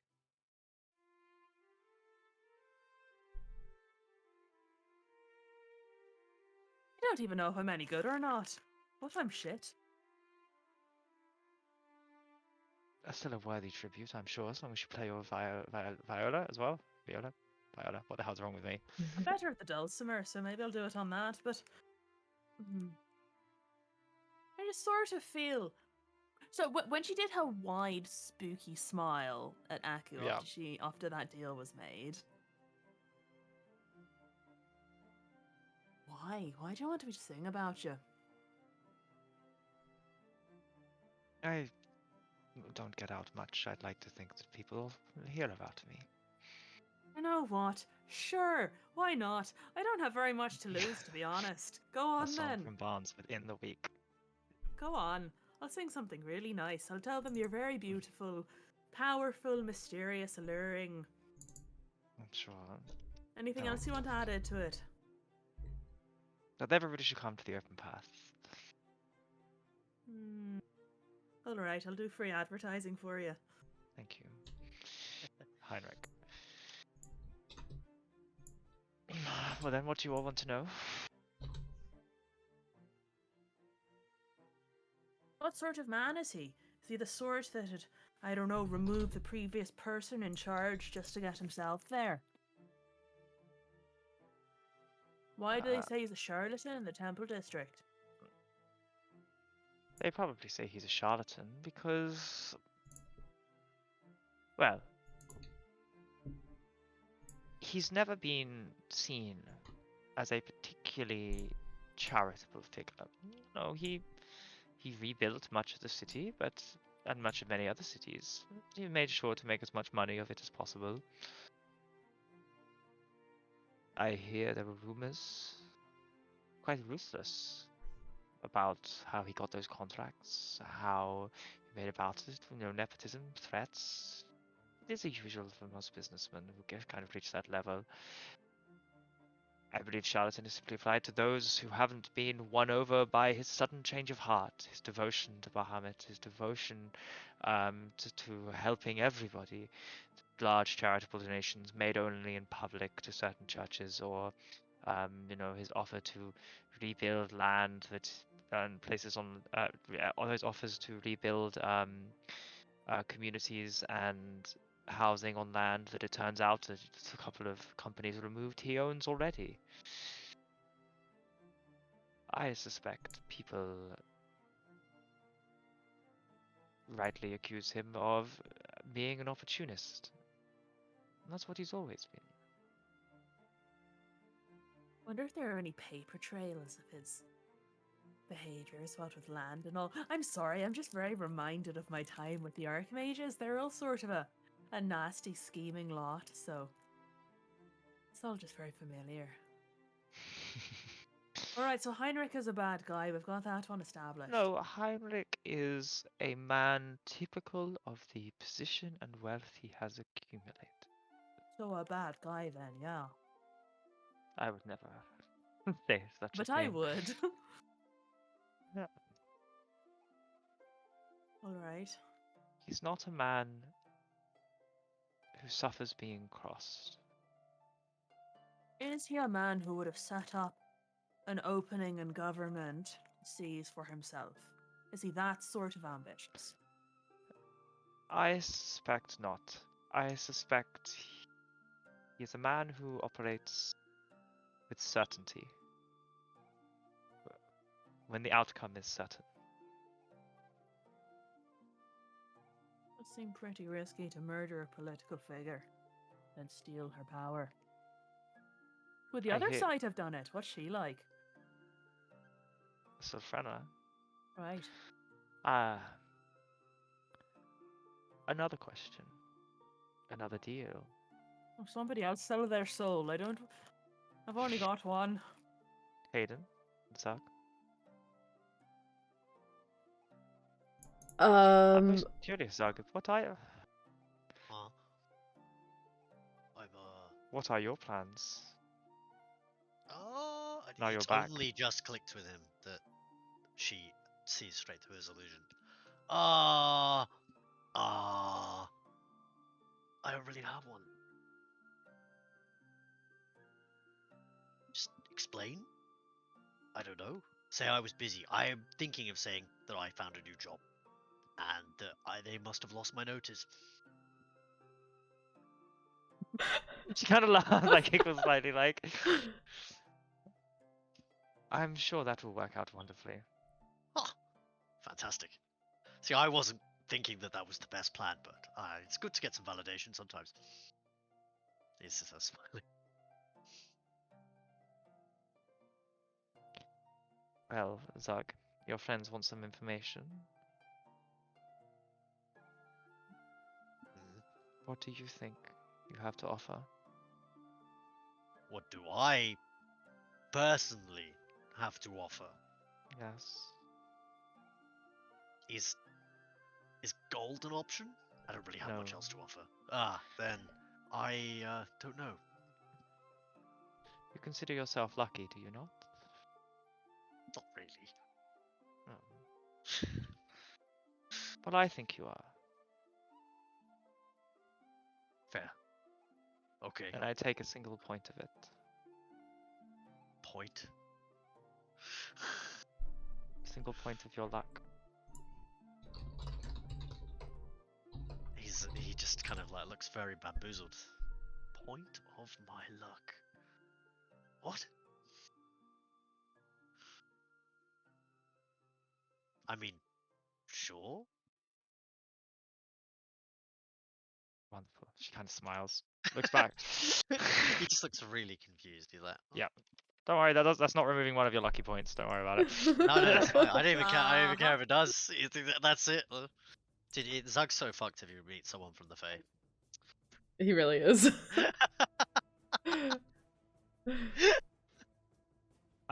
With that, I shall smile. Sorry, she will smile again, ever slightly too thin. And given that I think Letty's gone off for food, and at the time, we shall take a quick break and come back at 9:15. Hello. Welcome back. Hello, everyone. The group have found themselves, after some relaxation, have found themselves with the owner of the brothel. Seems to be some magical woman making quite esoteric deals with the group. So far, they have found information pertaining to the doppelganger, currently pretending to be Asgore, the information about Asgore, and information about Sylphrena, the opponent in the election. What is it that you wanted to know? Is she About the our sort of ambitious that would, kill Hannah Wasser? I don't know, I'm not really from this era. Hannah The Wasser. person, right, Hannah. Well, one wouldn't put anything past anyone, really.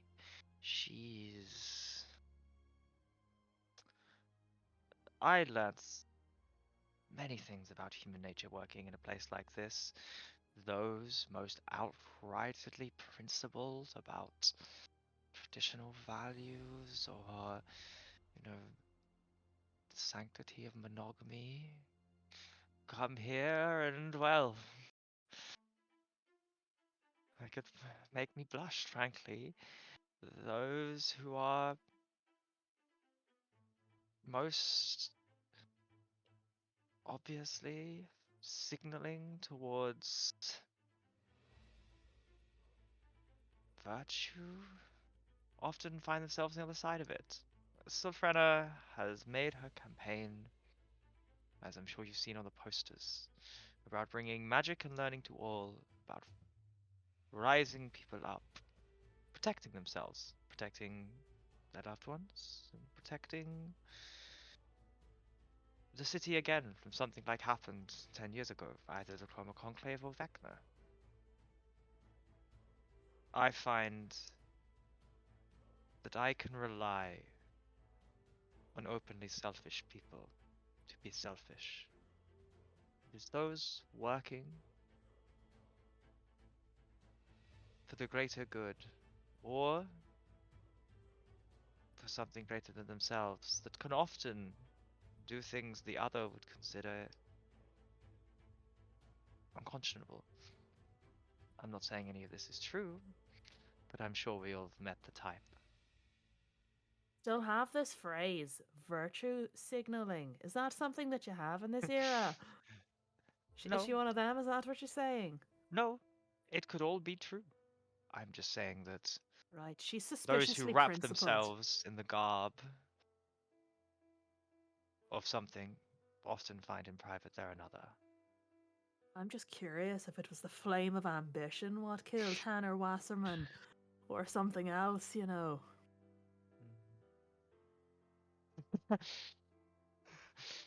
Well, someone needs to put these petty ambitions to rest. Right? Like- Or somebody really just needs to put all these foolish ambitions to rest. Or Exactly.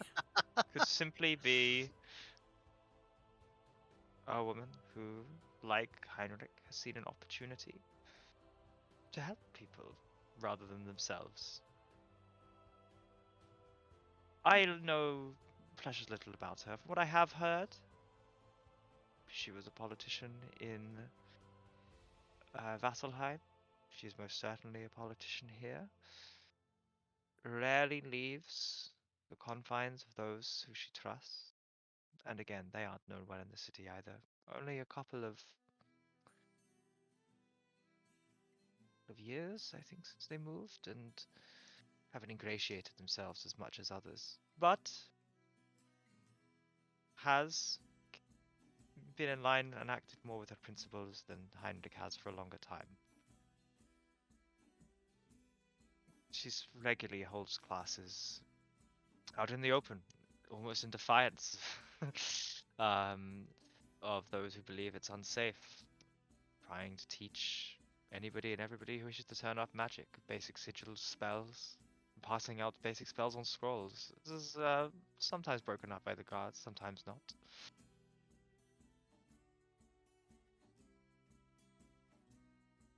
Sorry, did you just say Vasselheim?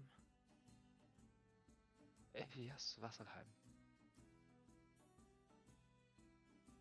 Right. Sorry, I got distracted. That's a lie. Right. What's wrong with that bit of magic? Vaseline? Never mind. Just, I don't know, I Ada. thought it.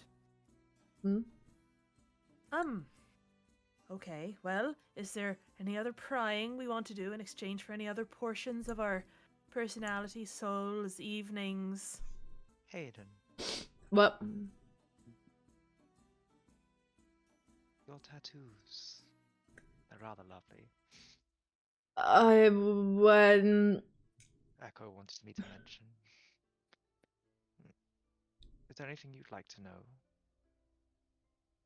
yeah, wondering how. Anything you'd like to tell me? No, not. I'm good. We're good. We're good, right? We're good. Uh huh. Cool. Thought I Tattoos. kept those covered up. You want to talk, Zug, with your tramp stamp? What? Does Zug still have that like star tattoo on his back that he got from the ring? That had all like the dragon symbols on it. Yes. I don't know. I do not have a tramp stamp.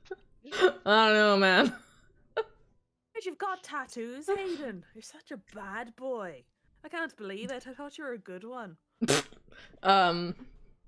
Yeah, I am. I'm the best boy. That's what I would say. I'm surprised we haven't seen them before, Hayden. Would you like to share? You haven't seen me naked many times, so Now, whose fault is that? Actually, she raises a valid point. can't just ask me to undress like this, Aku. You gotta take me to Well, we dinner are in first. brothel. Well, I mean, we could go get a room, but we are in front of our friends right now. It'd be a little bit awkward for Okay. them. I Forget generally do. about us, we're not here. I genuinely do frown on self-service, but in this instance, I've really been working towards this one, Veronica. Just let it play out, please. Anyway, I'm good. It's been a great evening. Thank you, Veronica, for your hospitality. We will be on our way and we will not cause you any bother. I'm glad to hear it, Hayden. Cool. How do we not forget everything when we walk out?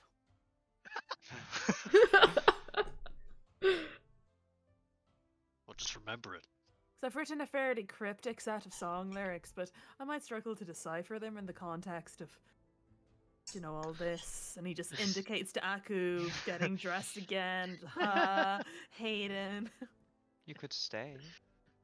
I was pondering that actually. You said it's safe from the clasp here. Well, honestly, our other form of accommodation is a little bit lacking, so Right, what if it we wouldn't just be the worst live decision. here? What You are the could. terms of service be for us living here? Can I play for our supper? I promise I I'm won't sure charm Troy anyone. wouldn't mind that. So it harbors an interesting question.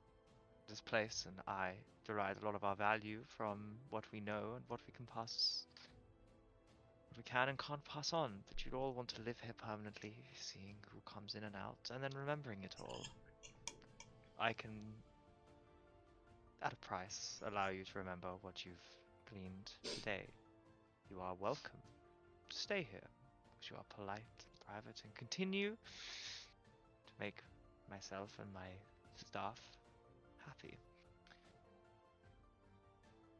It won't cost you any more. We have beds aplenty. However, I would keep 2 things from each of you to guarantee you. A lock of each of your hair, Sounds very fantasy. and some of your thoughts. Wow. Which ones? I have so many. Can you take my thoughts of existential dread? You can keep them as well. You know, I find they're quite humbling actually, Hayden. They're sort of a defining part of characteristics sometimes. Can be quite I'll helpful, these thoughts. I'll return them No, you can keep it. Free of charge. upon your permanent. Hopefully not too permanent, but you're no longer using this as a base of operations in the city. What'd you do with our locks of hair? I'll use them to watch you on occasion and make sure none of you are misusing the information that I have bequeathed to you. Insight check, though. Yep, go It's for like it. insurance. It is insurance. I'd also like to use knowledge from a past life to add a d6 to this. Mhm. 15... 21. 21. I mean, seems genuine. Yeah, she's. You get the like, as with most things, you're probably not sure this is the whole story, but that's probably true. When she finishes talking, Aku's gonna kind of like slightly smile at her and maybe like quite, I guess, like sort of walk over slightly more towards her and look at her and say, if we agree to your terms, I imagine there would be, well, you would be exercising discretion for us. Naturally. Insight check. Go for it.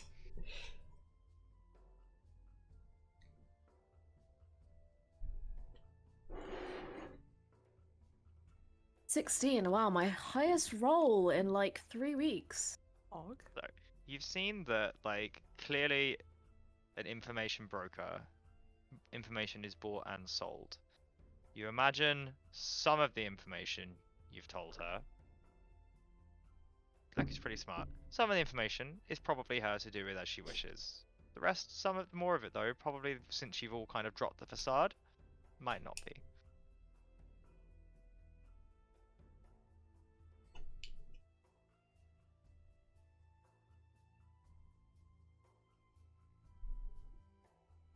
I can keep all of your secrets. As long as you keep mine.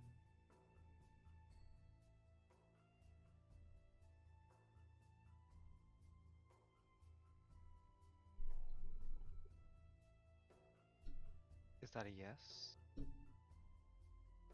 Log looks a tiny bit worried. I'm not the greatest at keeping secrets. Just No, thought I'd put it I out know there. so.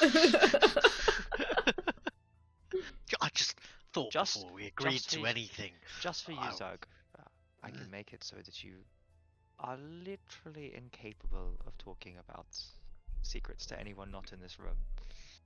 I will do this for you completely That free sounds of charge. quite useful. Great, she snaps her fingers. I was going to ask if we could have an exemption clause. You could tell us about secrets, but Yes. Anyone not in this room? oh right, not in this. Yes. Well, poor Asgore. True. So, a lock of each of your hair and a penny. Wait, if Asker got kicked out and we're gonna make this a base of operations, where's Asker gonna go? Oh, good point. Will you allow Asker back in here? He promises not to bite any employees or turn a leg into an eel. You can make the suitable apologies, I'm sure. That's gonna be kind of difficult for him. Can't imagine it. I literally cannot imagine him apologizing ever. Well, I- I look forward to seeing him attempt it. I think he tried once, but he ended up just As do insulting I. them more than actually apologizing. Oh, that was right. It was that time in the Silvercut Crossroads. Yeah, that was not a great apology. Mm-mm. You must enjoy working with somebody so malleable.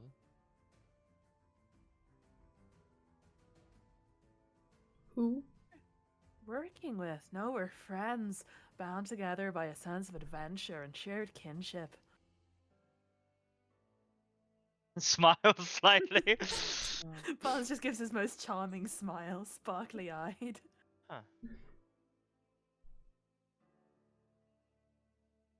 You can have a bit of my hair. I don't know if it'll grow back, so I'll just give you a small amount, because, you know, I'd be quite sad if I lost a major lock and it's just not going to be returning. Very well. Parts of each of your hair.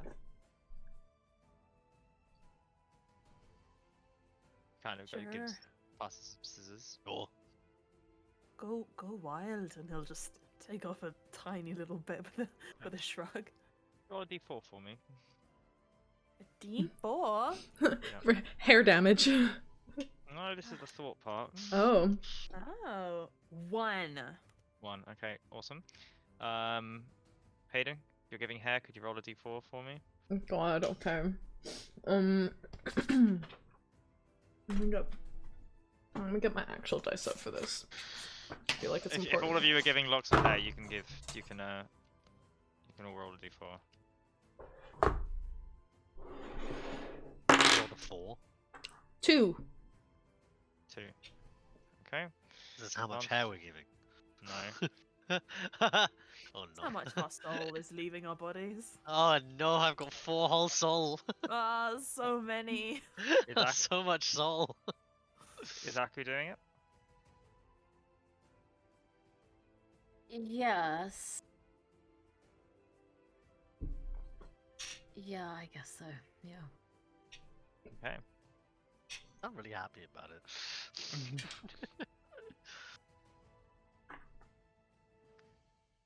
One. Okay, Barnes, you lose 1 point of intelligence. Yo, give it back. Hayden, 2 points of wisdom. What? Oh, shit. Doug, 2 points of each. Of each what? Wisdom and intelligence. And Aku, 1 Oh, point that of doesn't make a intelligence. massive amount of difference. Is this like a permanent effect? No, you get it. She said you get it back when you're no longer. I Residents. mean, I'm pretty unintelligent, so it doesn't make much difference. I was about to say, like, Yeah, I think I I'm don't think that really matters, to be honest. Yeah. Wait, does that take me down to like? Because I'm just at 10 intelligence, so we're going down to 8. Like, Oh no. I actually have 14 wisdom for some reason. I really don't know why. Deceptive These are God. thoughts kind of leave. You see the hair slightly shimmer as she kind of takes out little like glass, kind of little glass boxes with kind of gold inlays and puts them in each one, each separate one, and kind of stacks them on the table.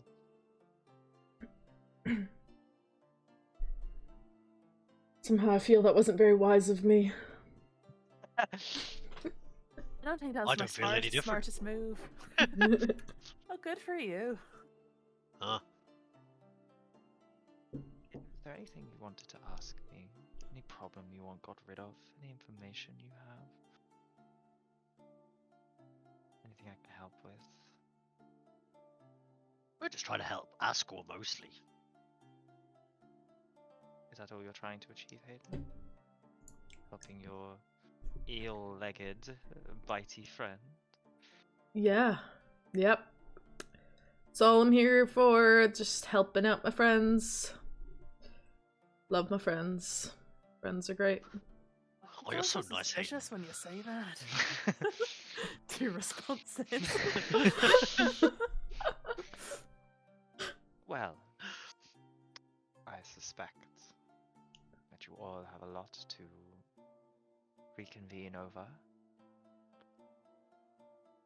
Like I said, I'm having Ascor followed. If you wish to know where he is, I can let you know when on your leaving.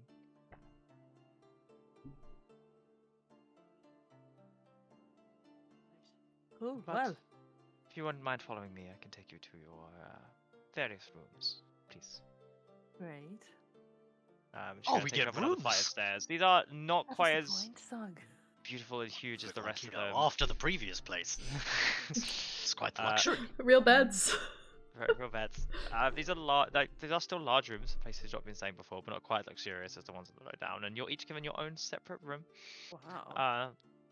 With again kind of the dresser, large bed, lights kind of lit in the candles. Don't worry, everything you say here will be yours. The lower rooms are for listening. Wait, the lower... Oh. Cool. Oh, you just straight up listen to people while they're just going at it. Mad. I can choose what to focus on. That's really fortunate. I'm glad for you that you can do that. Yeah, great. Great.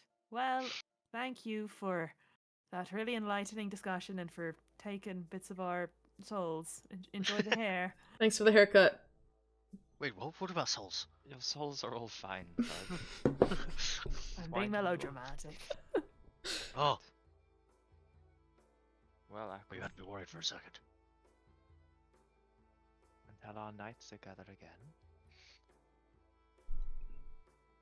I'm scared. I'm actually scared. I look forward to hearing your song bands. I suppose Troy's schedule's free tonight. I could do with some help composing. I'm sure he could be. We Great. do have a rather important guest, though, so... Who's your Who important might that guest? be? I believe it's the one you declined. A performer. What kind of performance? She sings, she dances. Watch her later if you like. Alright, let's do that. That sounds nice. And Zug, Mm. thank you for helping a poor... somebody who's not quite as rich as you are in realms of fortune. You're welcome. She kind of walks out, slightly bowing, shuts the door behind you. Bam. You guys can all talk. Oh, how were your times? Did you have a good time, everybody? Aku had a good time. We know that much. I'm going to be honest, and I'm going to need an explanation as to what the hell just happened, because I didn't understand anything. Oh, I have no idea. It was great. Damn. feel like Lanharath appears, sighs, looks at Aku. You know, I thought we were done making deals with creatures we didn't quite understand. Akka looks pretty pleased with himself once Lanharath looks upset at him, actually. Lando, honestly, you can't just call everything a creature that you don't like. You're all creatures. I'm a creature. Oh, maybe Oh, you're you're a a creature. creature. Yes, you are a creature. No, it's one of the nicer nouns you've called me. Lanharath, have you got any idea what kind of entity that person was? I feel like she maybe wasn't quite as she seemed. Let's hope she's simply a powerful mage. We're hoping that she's a powerful mage? Yes. Oh. The way her cheeks So sort of split when she what's- smiled was not a mage thing. So what's the worst case scenario? Yeah, so I kind of got distracted by the seduction scene. I meant to do this earlier. Do we think that she's like still nearby if this is right after she's left? I mean, she's walking down the hall or something. She told you she wasn't listening, but you could certainly check. No. I mean, like she's like close by, right? She's just left the door. She's like right there. Oh, she's probably walking down the corridor. Going down Yeah. the stairs, Detect evil and good, please. Okay. Probably should have checked that before giving her a lock of my hair and agreeing to a night, but you know, You know, was not sleeping with her. Nah, and- I already enough had about low that. intelligence before the -1, so Yeah, she's a fae. She's a fae. I you explained know so that's much. not the worst thing that you could get it on with. So just putting it out there, it's not the worst. Some weird shit, a fae, my guy. So, Yeah, but it's not the worst. Okay. It's not worse than aberration or undead or fiend, which is Yeah. honestly- I'm dead It's the includes other option. vampires, bro. Like That's true, actually. Like, Yeah. actually, there is also another undead within 30 feet of you. Oh yeah, yeah. yeah, I gathered that. Oh, my camera's doing a thing. Are we talking about Barns. Barnes? Yeah. Yeah.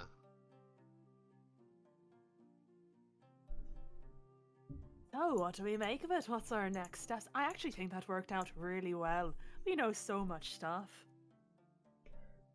Yeah, she seems nice. Hayden's gonna like take a moment to share like what he learned about Hana Wasserman and how apparently her soul had been trapped in some sort of like container, and also how it seemed awfully convenient for someone who maybe wanted to come into power, such as Asker's father. Trapped in a container. Did you do that, Aiden? Well, that's why I thought it was kind of weird, but Sort of spooky. she died like a couple of days or like maybe like a week before we found the Wand of Orcus. So I don't think it would be in the Wand of Orcus, but also like we've destroyed it now, so like the soul would have come out, and I'm sure there would have, you know, headlines been like, oh, Pike Trick can finally speak to dead, and now the mystery solved of Hannah Wasserman's death. That's like a headline, you know. So I guess What are you talking about? Somebody straight up captured it somehow else. yeah, like I didn't know you could like capture souls. Obviously I knew you could, but I didn't think it was like a thing that like, unless there's like another Wand of Orcus out there, like a like similar type of thing. Amy, with my time spent with Vespin Chloras, Archmage of Necromancy, would this seem like a reasonable thing to have happened? You know that you're like, I would say that capturing like their own souls or doing experimentation on it was, yeah, you know, it's possible, and it's your perception of what is powerful magic or not is different. I'd say this is slightly specialized magic. I You don't know, think of. it's a bit specialized, but you don't need the full-blown Wand of Orcus to do something like that. Just a few lab instruments, really.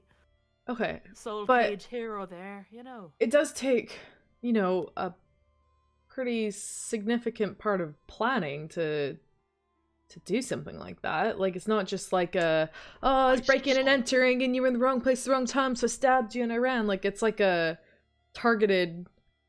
Totally Yeah. premeditated. Yeah, yeah, like you put it, right? Pretty much. So, like, the two people that are most likely to benefit from this are, well, the two campaign runners, but also anyone, I guess, who will benefit. benefits from their victory. Yeah, right? yeah, exactly. So, on that note, actually, and he will share what he learned about Ascor's older brother being kind of sus. Ooh. And follow with a, don't you think Most- that a family member of somebody running for power like that would be a direct beneficiary of it?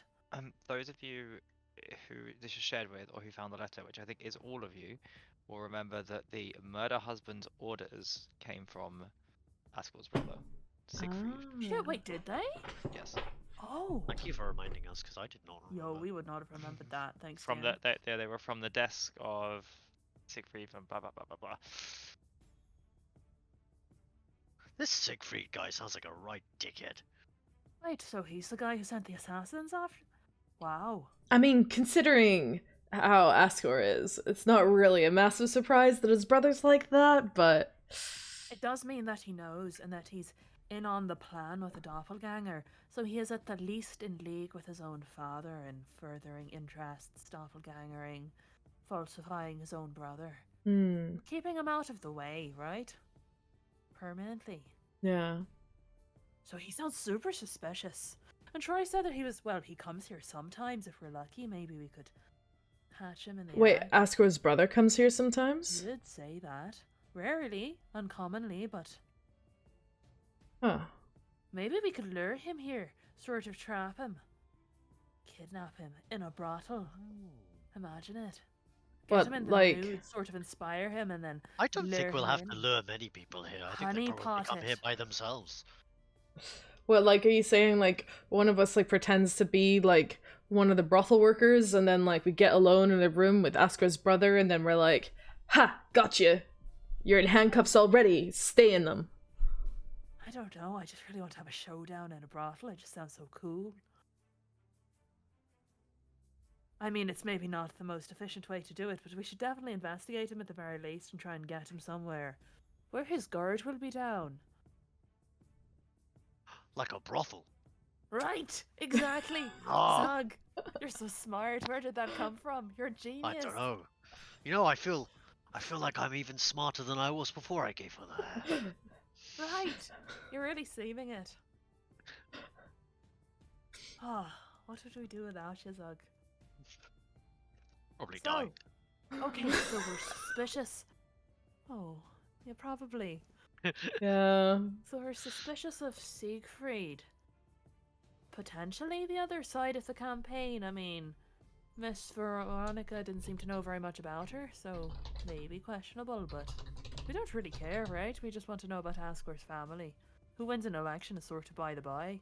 Hmm. By election. By election. By the... No, it's not coming to me. What did you learn, Aku?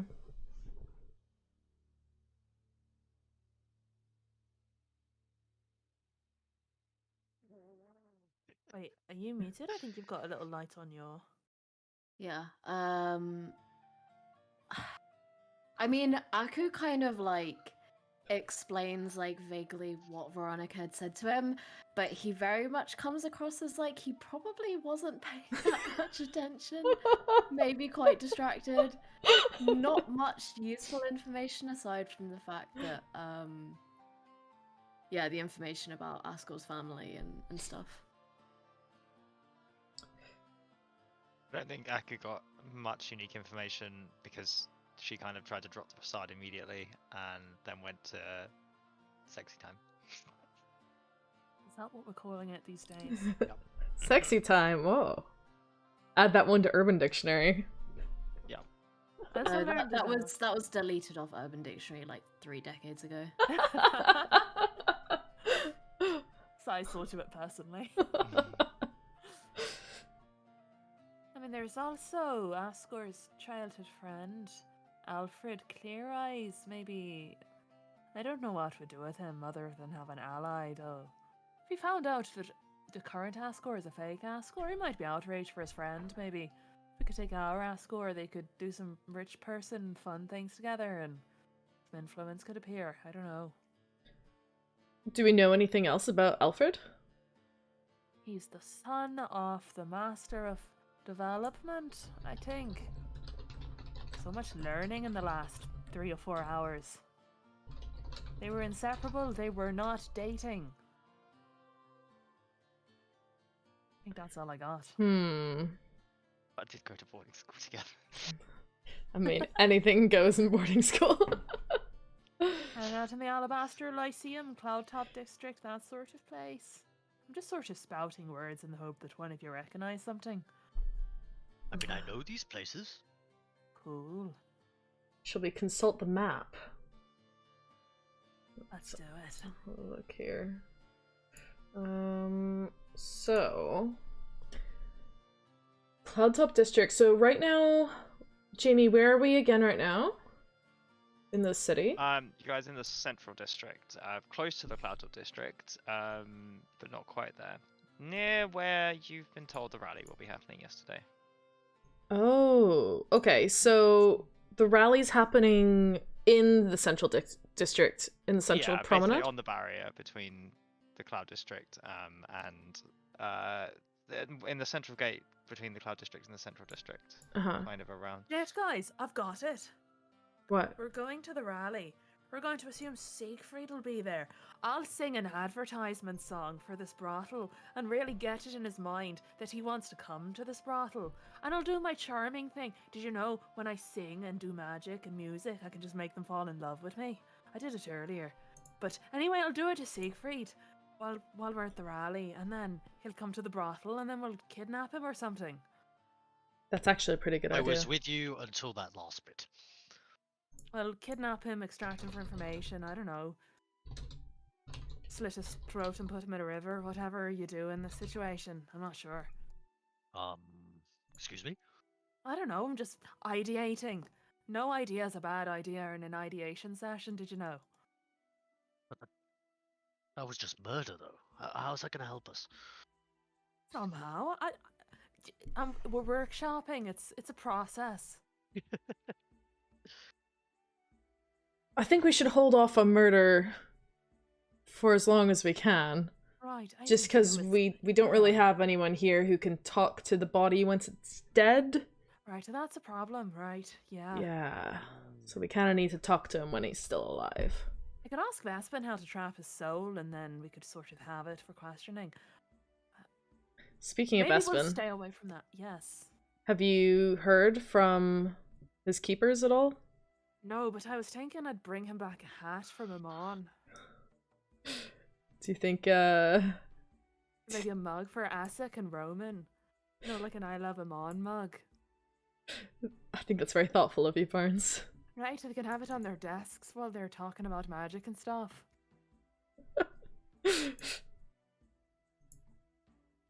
T-shirt.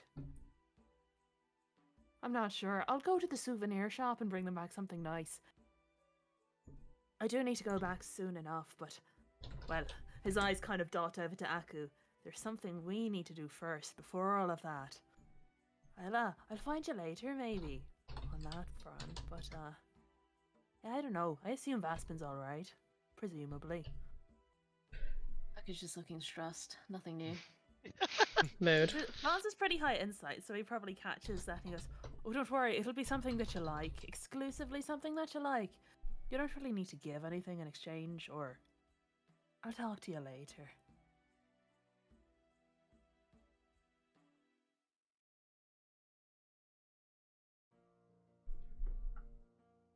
Yeah, I mean, Aku nods towards Barnes, looking slightly less like he's just, We lost Clued. Oh no, Discord, why? I was thinking that she ended that sentence, like, really suddenly. Yeah, Discord died. I was like, see you later. Welcome back. What was Barnes saying? Just that it'll be nice for Aku. No stress, my guy. Feels good. With 20 charisma, I guess it comes across fairly reassuring. He Yeah, shouldn't feel that Aku stressed. looks. Yeah, Aku looks more reassured for sure.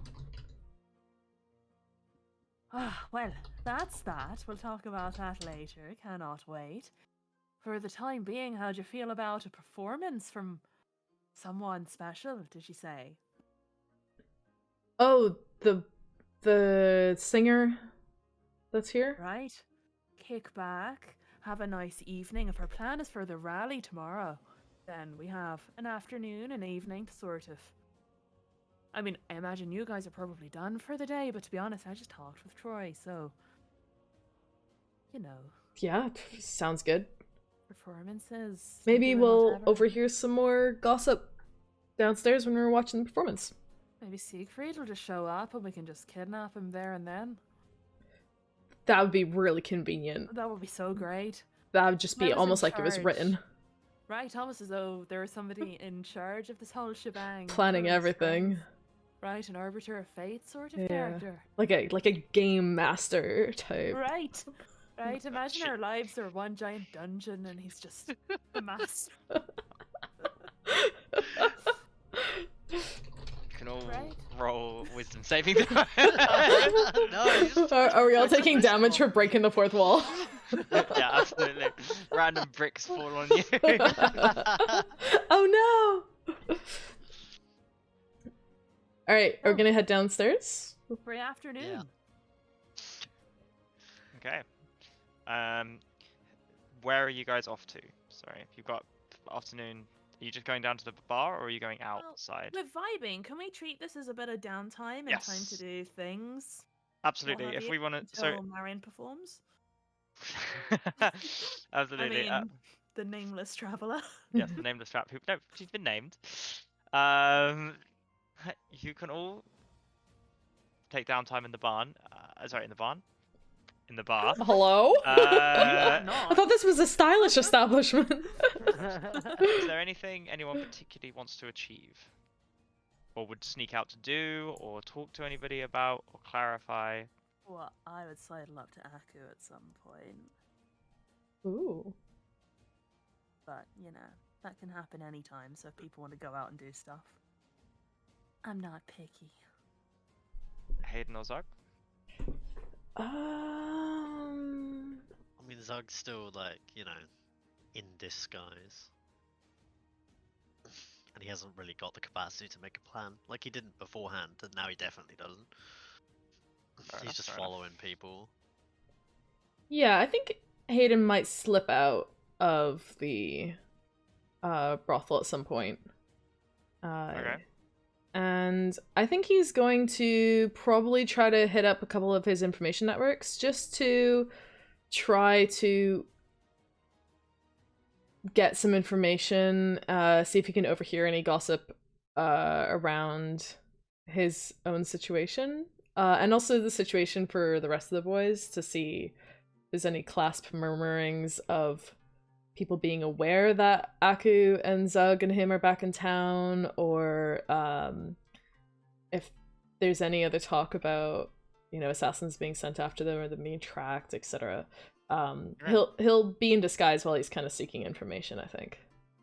Okay. Cool. Could you make an investigation check? Cool. So I think I have an item for this very situation. Spymaster ring. Oh man, D&D Beyond wiped all of my custom notes that I had, but I'm pretty sure this was something about giving me like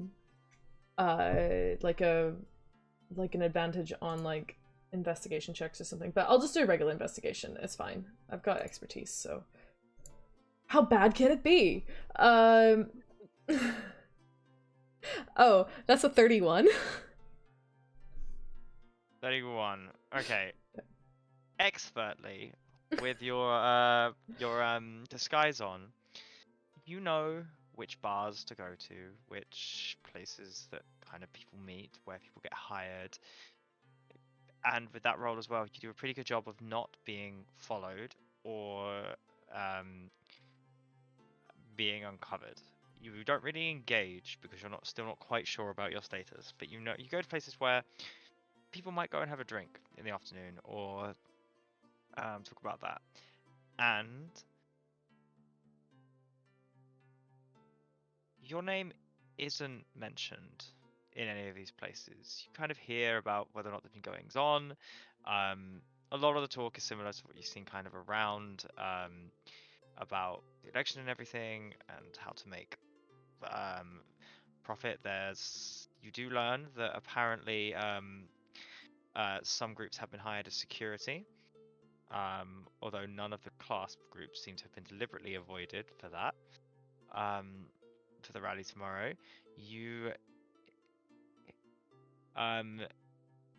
understand from the things that Zug's pursuers believe that he died in the Silver Crossroads, or at least that's where he was last seen, and given the state of that, he's not coming back. Oh, interesting. Are there still wanted posters up for Zug, or are they all taken down? Most of them have been taken down. Huh. There's the odd one left up that clearly somebody's missed, but Zug seems to be not at the front of people's minds anymore. Okay, cool. There are very important. there are references. He might be dead. You're at the front of my mind, Zug. You do learn that Kari has been in town and has been in town for a while now. And you understand that Kari has occasionally been seen on stage with Heinrich. And you don't know why. There are questions about it, like what was she doing there? What's happening? Like people are speculating. Nobody seems to know why Kari might be on stage with Heinrich. And you understand that a lot of people, the last mission that was done successfully, they think, was to bring Ascor home. So a lot of members of the class of rank and file believe they brought Ascor home successfully. Right. With Grog's help. Okay, that's interesting. So, if there's any others you'd like to kind of ask the question on, but I think that's for the 32, the information you kind of overhear or gather without directly engaging with anybody. Yeah. Okay. Yeah, because I think what I remember correctly is that the clasp had tried to kidnap Ascor back in the Silvercut Crossroads. And take him back home. And then once we escaped with him, that's when the doppelganger showed up, and then later clasp assassins were sent after Ascor to kill him. So I guess it's not too surprising that a high-ranking member of the clasp is maybe in cahoots with Ascor's dad. If Ascor's dad is as low as Ascor's brother, or maybe they were hired by Ascor's brother. Okay, this is interesting. But how could I tell any of the party members about this information? Yeah, I'm just like detective tinfoil hat. I'm like mega brain moment. Okay, interesting. So that also means as well that if Ascor's brother shows up at the brothel, he might be connected to Clasp, and that might be dangerous for us too. So, okay. Oh man, how do I like warn the Spice Boys about this without being like, hey guys? You'll have to tell us. No. Okay, interesting. Okay. That's it. After gathering that information, I will head back to the brothel and try to slip back in without drawing any notice to myself. As you open the door, a well-manicured but long-fingered hand kind of grabs the back of your neck. A word, Hayden, please? You turn around, you see Veronica. Yeah, hi. Kind of shuts the door with both of you outside. Hello, miss, ma'am. I'm sure you heard the rule about no class members. I'm going to raise my hand. You have 5 seconds to explain yourself. 5. It's complicated. 4. Wait.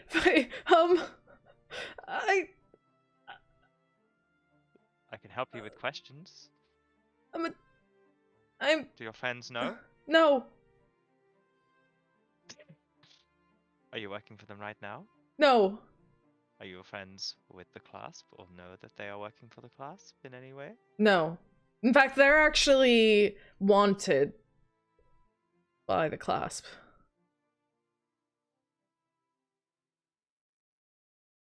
Okay. And you're with them because... They're my friends. And you've gone about to all these different places. Why? Didn't Cause sneak off to tell them where they are, did you? no. No. I wouldn't have to leave the building to do that. I could just send a message. No, I'm just trying to figure out if they knew that we were here.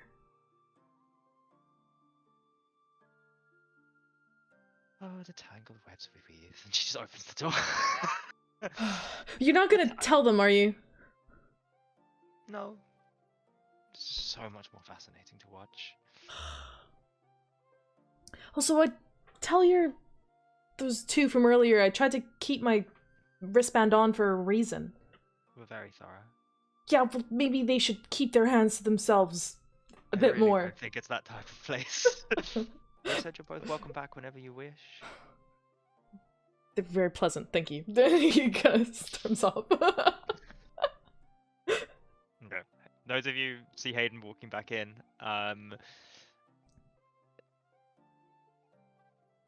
Aku and Barnes. Where would Aku be for the majority of the afternoon? Drinking. So then Barnes probably slides into a seat next to him, puts his hands on his, or chin on his hands and looks up and says, "Hello. I said I'd come find you. How are you doing?" Yes, how can I help you, Barnes? Do you want to get high with me, Aku? Who looks really surprised. And then sort of like rests his head on his arm and says, "Does that have a different meaning No. where you're from?" Listen, but let me give you some context, right? It's not just for the recreation of it. Sort of is, we can do that as well, actually. But, primarily, if I'm going to fix Vespin, Esectalus has given me a short window of time to fix him in, and I don't think it's possible with normal measures. But I do think I can do it if I try something a bit more, how should we say, experimental. And I recall certain breakthroughs back in the field of psychotherapy wherein we'd use mental stimulants to encourage certain states. Right. So my plan essentially, Aku, is this. Is to get Vespin Chloras high as shit, and then I'm going to therapize him back into normality. But, like I said, it's experimental. I don't really have the stuff to do it. I probably need to practice it a little bit because, you know, it was research only, clinical trial sort of thing. I don't know if you have clinical trials now, but anyway, I need to practice. And Aku, you just seem like the sort of guy who'd be down. You just seem very cool with things. So that's my roundabout way of asking if you'll help me fix my past. And where are you planning to get these products from? I was hoping you might have some suggestions. I need hallucinogenics, really. But I was also hoping you would both help me with procurement and also perhaps help me in maybe trialing the effectiveness of it. And I'm not saying this because I think you need it, but perhaps because I think I can sort of help with you and Lanharath entering a state where you can just talk more freely. It just might be worth a go. We don't have to do it if you don't want to. We can just focus on procurement. But I was thinking maybe we could make it sort of mutually beneficial thing and also have a good time doing it and maybe just recreationally enjoy ourselves sometimes. Aku looks pretty... initially pretty aghast at the idea of sharing his feelings. And then sort of looks at Barnes and says, "Well, I know what it is you're looking for, You but how do? are you planning to pay for it?" Well, there is that, isn't there? I was sort of hoping that maybe I could ask the party for a bit of a loan off that giant sum of money that y'all came into, and assuredly I would sort of make money because I'm me and I can find my way in any situation, no problem whatsoever. I was also thinking I could sing for my supper. I mean, I am seriously considering just working here. I mean, I could probably be pretty good at it, to be perfectly honest. But, like, well, also, it sort of occurred to me, Aku. This is Emon, and the people here really remind me of the Archmages, where they're all rich, powerful squabblers with a lot of problems that I think I can help them solve by blowing smoke up their ass. So, I was thinking maybe I should just offer my services to the rich and powerful of Emon and sell myself a bit. Okay, Barnes. Before you get too ahead of yourself, why don't you see if this? And he looks unconvinced at the idea that this could actually work. I think from Aku's face, like he seems interested, but given your like insight, you probably realize he just thinks that you're maybe looking to get people high to scam them of their money whilst they're like vulnerable. Oh, well, I don't mean getting the rich people high. I think that's a secret sort of strategy that will employ only in special cases, because it does feel a bit unethical. But I'll certainly talk to them and do the talking therapy with them, because I think that actually, well, I can just tell people they're great all day and make them believe it, so, Well, And also, it's quite a skill. I reckon I could charge an unreasonable amount for it. It's actually quite inaccessible, so... yes, talking is definitely one of your talents, Barnes. And it comes across as kind of sarcastic, but like knowing Aku for a while, it's fairly genuine. Like, yeah, like when he says talent, I think he means that as a compliment. Well, Aku, you crack me off. what you're looking for, Barnes, is called a lure root. Right. That's a very potent hallucinogen. Right. And we could trial it. Right. I could give you some on the condition that, of course, you would pay for the product Right. after the trial. Right. After the and trial. we see that it works. All right. How much are we talking about? Because, this whole money concept is a little foreign and confusing, so... Well, believe it or not, Barnes, I do actually care about you finding the truth about what happened to you and Wait, really? about Vespin. Well, of course, yes. I would want to know if Oh. it was me. Lanharath appears shocked. Her like wide open Oh. eyes and just stares at Aku. Bon's just kind of like sits a little taken aback and sort of like sits in his seat, looks around, looks at its hands, and kind of goes, "Wait, really?" Yeah, so we're talking about 100 gold because, we would want an amount to trial it again and again, I suppose. How much food is that? Like in the context of fish from the fish market? Because I was kind of getting a feel for that earlier. Is that like a lot of fish or not very much fish? At the mention of the price, Lanharath smiles ever so slightly and just kind of turns around, looking slightly away from the group. Like... Is that a lot of fish? Yes, but it's a lot of allure root that you'll be needing. All right, 100 gold it is. Cool. Very good. And are you down for maybe doing a pilot scheme with you and Lanharath? Do you want to give it a go? You can see Aku's his jaw visibly clench. I wouldn't recommend I do anything physical around Aku for a while. No, you don't have to. Well, obviously, you like a spirit, a co-inhabitor, right? Part of him. I assume if he's open, you'll be open too. It's sort of a... Yeah, you sort of have a two-way street, like a one experiences the other sort of thing. That's my assumption. It's complicated. Wow, fascinating. I'll not pretend to know or make assumptions, but if you don't want to try it, then I'm helpful. I'll try to be as helpful as I can be to your situation. And I guess to Lanhara's surprise, Aku's gonna sort of grimace and look back at Barnes and say, I didn't say I wasn't open to it. But how about we do your trial first? All right, trial as in we just try it and have fun, or? Well, I mean, you could personally try it. I imagine I was talking about you wanted to experiment on your friend.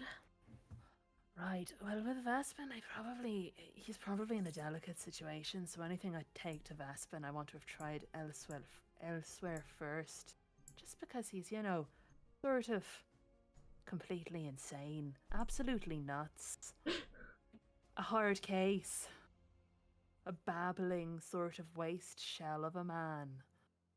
I could go on. Well, I don't imagine we want to do it here. No. All right, well, if you have the substances, then just name a place that you think is appropriate. We'll give it a go. Else I'll give it a personal trial in my room. I'm not sure, but I can be You flexible. might need some help. He looks a bit unsure, and he says to Barnes, I'm not entirely sure about the safety and reliability of the room that we have here, but Sure. all we Maybe need is not here. a pot, some water, some heat. And what I will say is that if we're going to trial it, perhaps in your situation, what's really important is that it's in a space that you find aesthetically relevant and pleasing, comforting, safe. So maybe we could just go have a forest day of it. Just, find somewhere nice in nature and do a sort of retreat. Find a little happy place. Aku looks quite puzzled when Barnes talks about a place that he feels comfortable and relaxed in. I mean, he kind of looks around at the brothel, sort of thinks to himself, yeah, I'm pretty comfy here, and then goes, yeah, sure, Barnes. All right, well, when convenience allows it, let's do that. Pending success, I'll get some more of you and try it out on good old Vespin Chloras and hope that drugs really are the way to fixing whatever he's turned into. Thanks, Aku. I really appreciate it. I can't believe you care. Wow. The best news I've had all day. I'd buy you a drink, but I don't have any money, so... Aku actually does laugh a little bit at that. I'll get you a hat instead. They're cheap. Yeah, Aku's hair is probably looking pretty overgrown and grimy. At the mention of a hat, he kind of maybe thinks that was a personal attack and sort of runs his hands through his hair.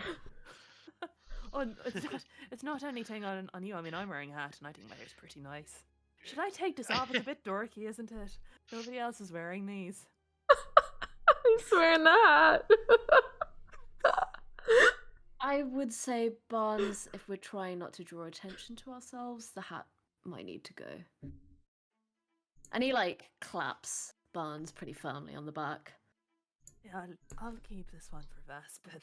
He's gonna put it in his pocket. Oh my god. I guess whoever's at the bar, he will ask for another drink with the amendment that I can't actually pay for it, but I'll find a way to make it up to you.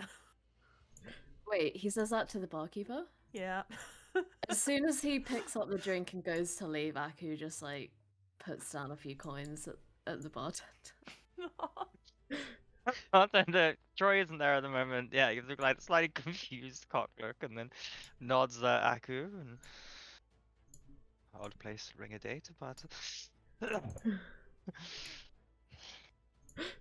Wait, did you say to bring a date? yeah.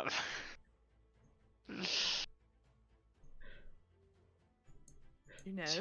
To each their own. Aku kind of looks between the bartender and Barnes, like,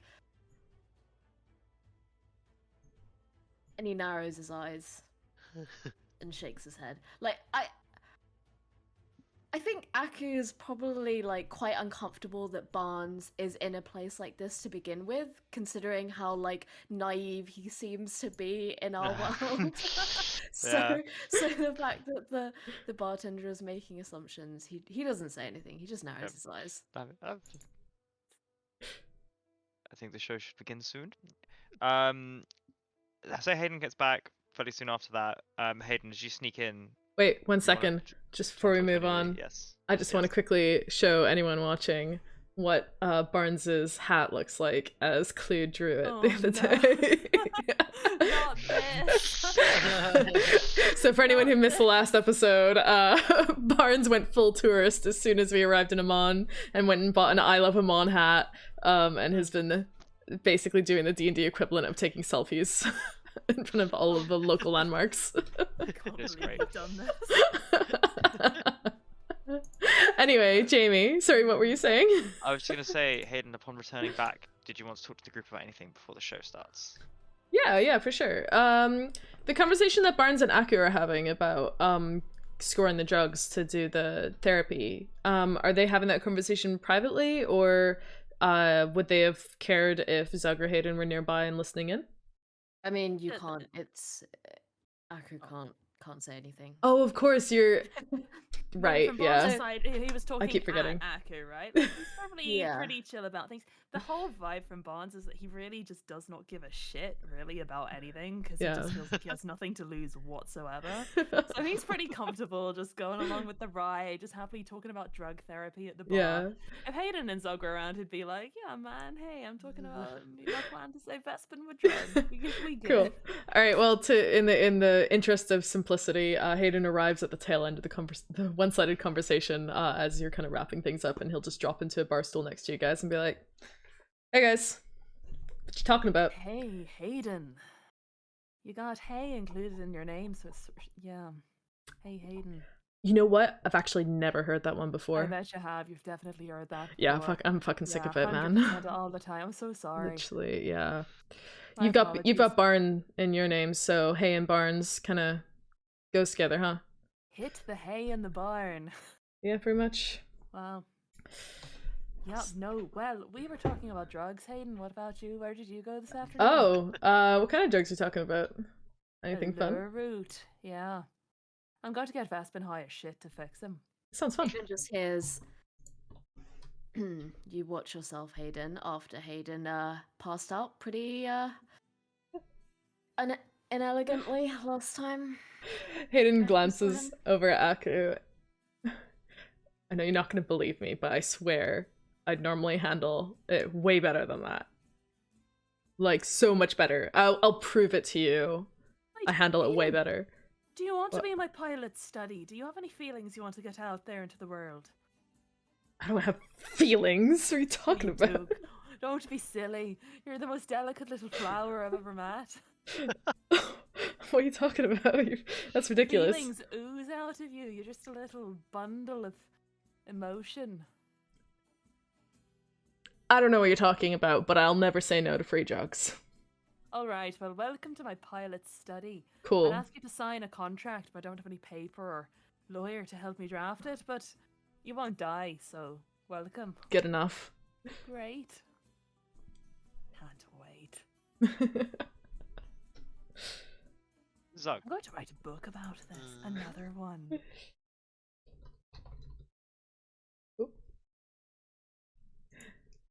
Discord, come back. No. You're back. There we go. Oh. Hello? My Discord DC'd Hello, again. hello. I'm back. Discord's having a good time. What was Zug saying? No, I was saying, Zog, what do you think you would have been up to while people are kind of drinking, chatting, Well, this is now our like base right place now? base to stay, at least temporarily.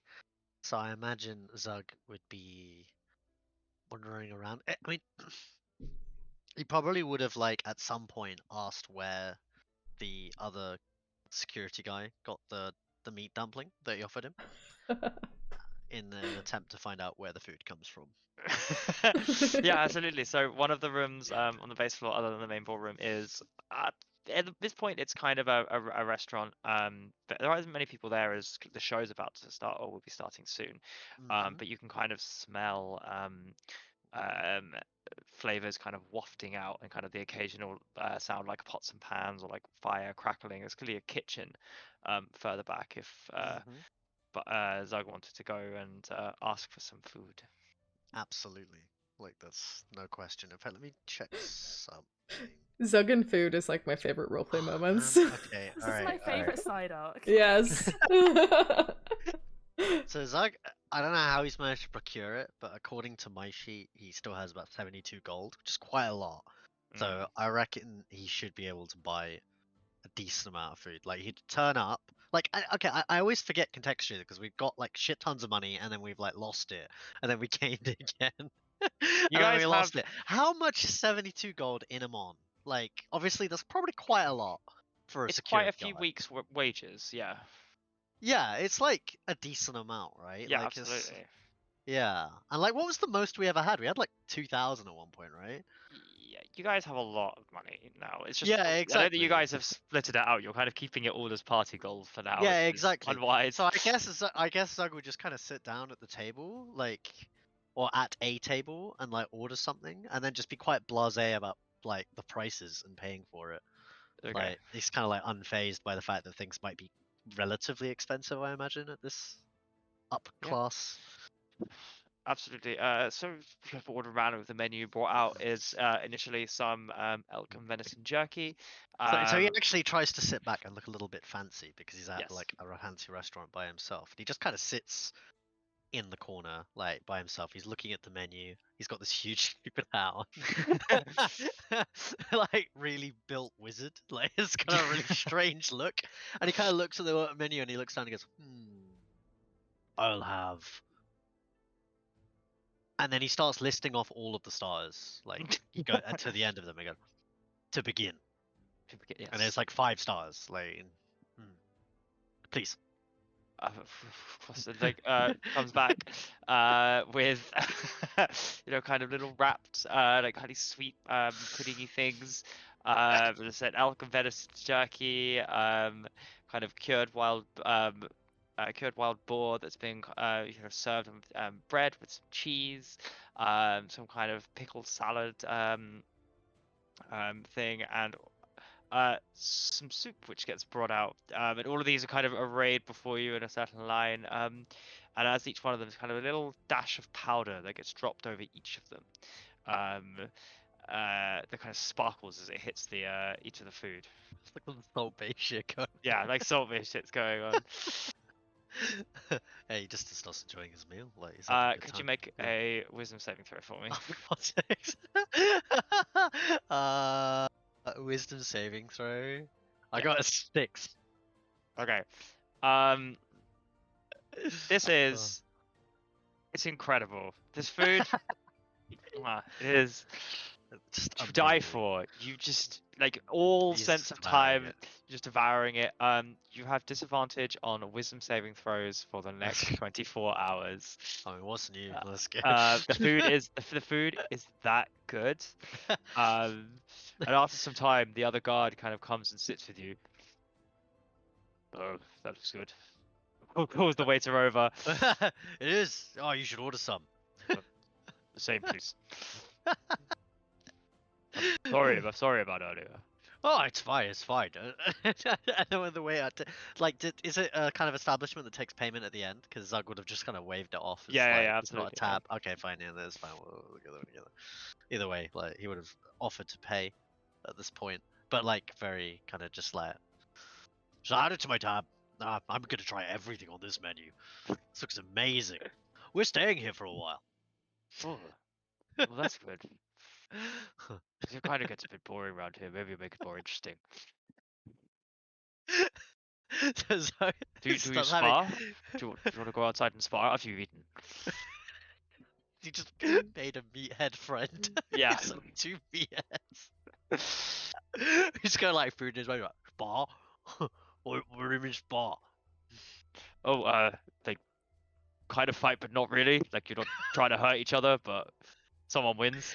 He's got his eyes light up. Oh, that sounds amazing. I think my skills have got a bit rusty. You know, I haven't really fought anyone for months. I have, but only with weapons, so I wouldn't. I need to practice It's like unarmed. fists. I mean, I should be guarding, you know, but nothing ever happens, so it's fine. You should see my weapon. It's really cool. I couldn't bring it in here. I'm not allowed. But it's a huge axe. Where did you leave it? Where did we leave it? I don't know where we. Oh, they took it. I'm not sure. Oh. I assume. Well, I can get that back for you. If we could see it together, that'd be great. Like, oh, it's magic. You can see this just like shoving down food, just talking about. He just starts talking about his magic axe that does both fire and cold. And Like it's transfixed. like, But he takes out like his sword, and it's like an incredibly shiny, well-crafted, like slightly curved longsword. That kind of when he flicks it, it kind of gives like a musical chime off it. whoa! And he's like just reacts as if this guy's just pulled like he's a kid and he just pulled out the coolest Hot Wheels car you've ever seen. Like it's just kind of like stops, leans forwards, and he's like, "Whoa! Yeah. Where'd you get that?" Oh, well, this is why I'm here. I got this from Veronica, and I'm paying it off. Oh, what does it do? Well, Other than I'll stab show you. I'll show you. I'll attack the tree outside. But then you attack it with your axe.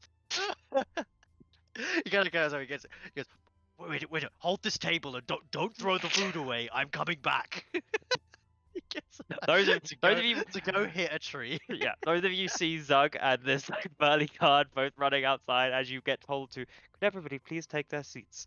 And as you all begin to go and sit down, kind of chatting amongst yourselves, the curtains rise, and performing on stage is a slightly demure, wearing a huge kind of golden necklace with a large diamond set there, and kind of her horns all ringleted with rubies hanging off them, is a red tiefling who begins to slowly waltz between the tables singing. And it is those of you who heard Barnes' song thing earlier, it's actually not, given that it's via voice, there is a difference, but the same kind of effect that music had on some people, this voice and this performance are having. You are all encapsulated, like all of your attention is encaptured by this person who all eyes in the room are moving on her as she moves backwards and forwards, singing a slightly sad, haunting song. It's fairly cliche, but to none of you, it doesn't feel like it. It feels as if the emotions are so raw and real that it must have happened to this woman or to someone she cared about. And as she is playing, there is a smashing of glass and a tinkering upstairs. And that is where we will leave the session. Yo. Yo! Let's enjoy the performance. This place ain't safe. We gotta go. No. We gotta go. Who lost space? How's I was about to have so much fun hitting a tree. And that's what happens when you distract the guard with food. Oh, Zug, what have you done? Damn it, Zach! Yes. Okay. It's fine. We'll spring back to Open. action. Thank you everybody for watching. I know I didn't give you a lot of warning, Erin, but Oh, it's all good. Okay. I was actually, I'm prepared. I am prepared. I believe you are, I believe Lauren is back next week. Am I correct? Yes. Yes, so Lauren will be back next week with mystery character. Yay. Hell yeah. And Perfectly as for timed. the group, you have made a deal with some form of creature. Got a lot of information. Got a plan at the rally tomorrow, potentially. Hi, Kale. And yeah, I'll see you all next week. Cool. Thank you everyone Thanks for for joining watching. us today. We're gonna go raid Play Nerd Allies, who are doing Hunter's Harvest Shark Week Episode 4. Hope you guys enjoy. And hope to see you next week. Let's see. Play Nerd Allies. Here we go. Alright, if you hop on the raid, we'll see you over there. Bye everyone! Bye bye.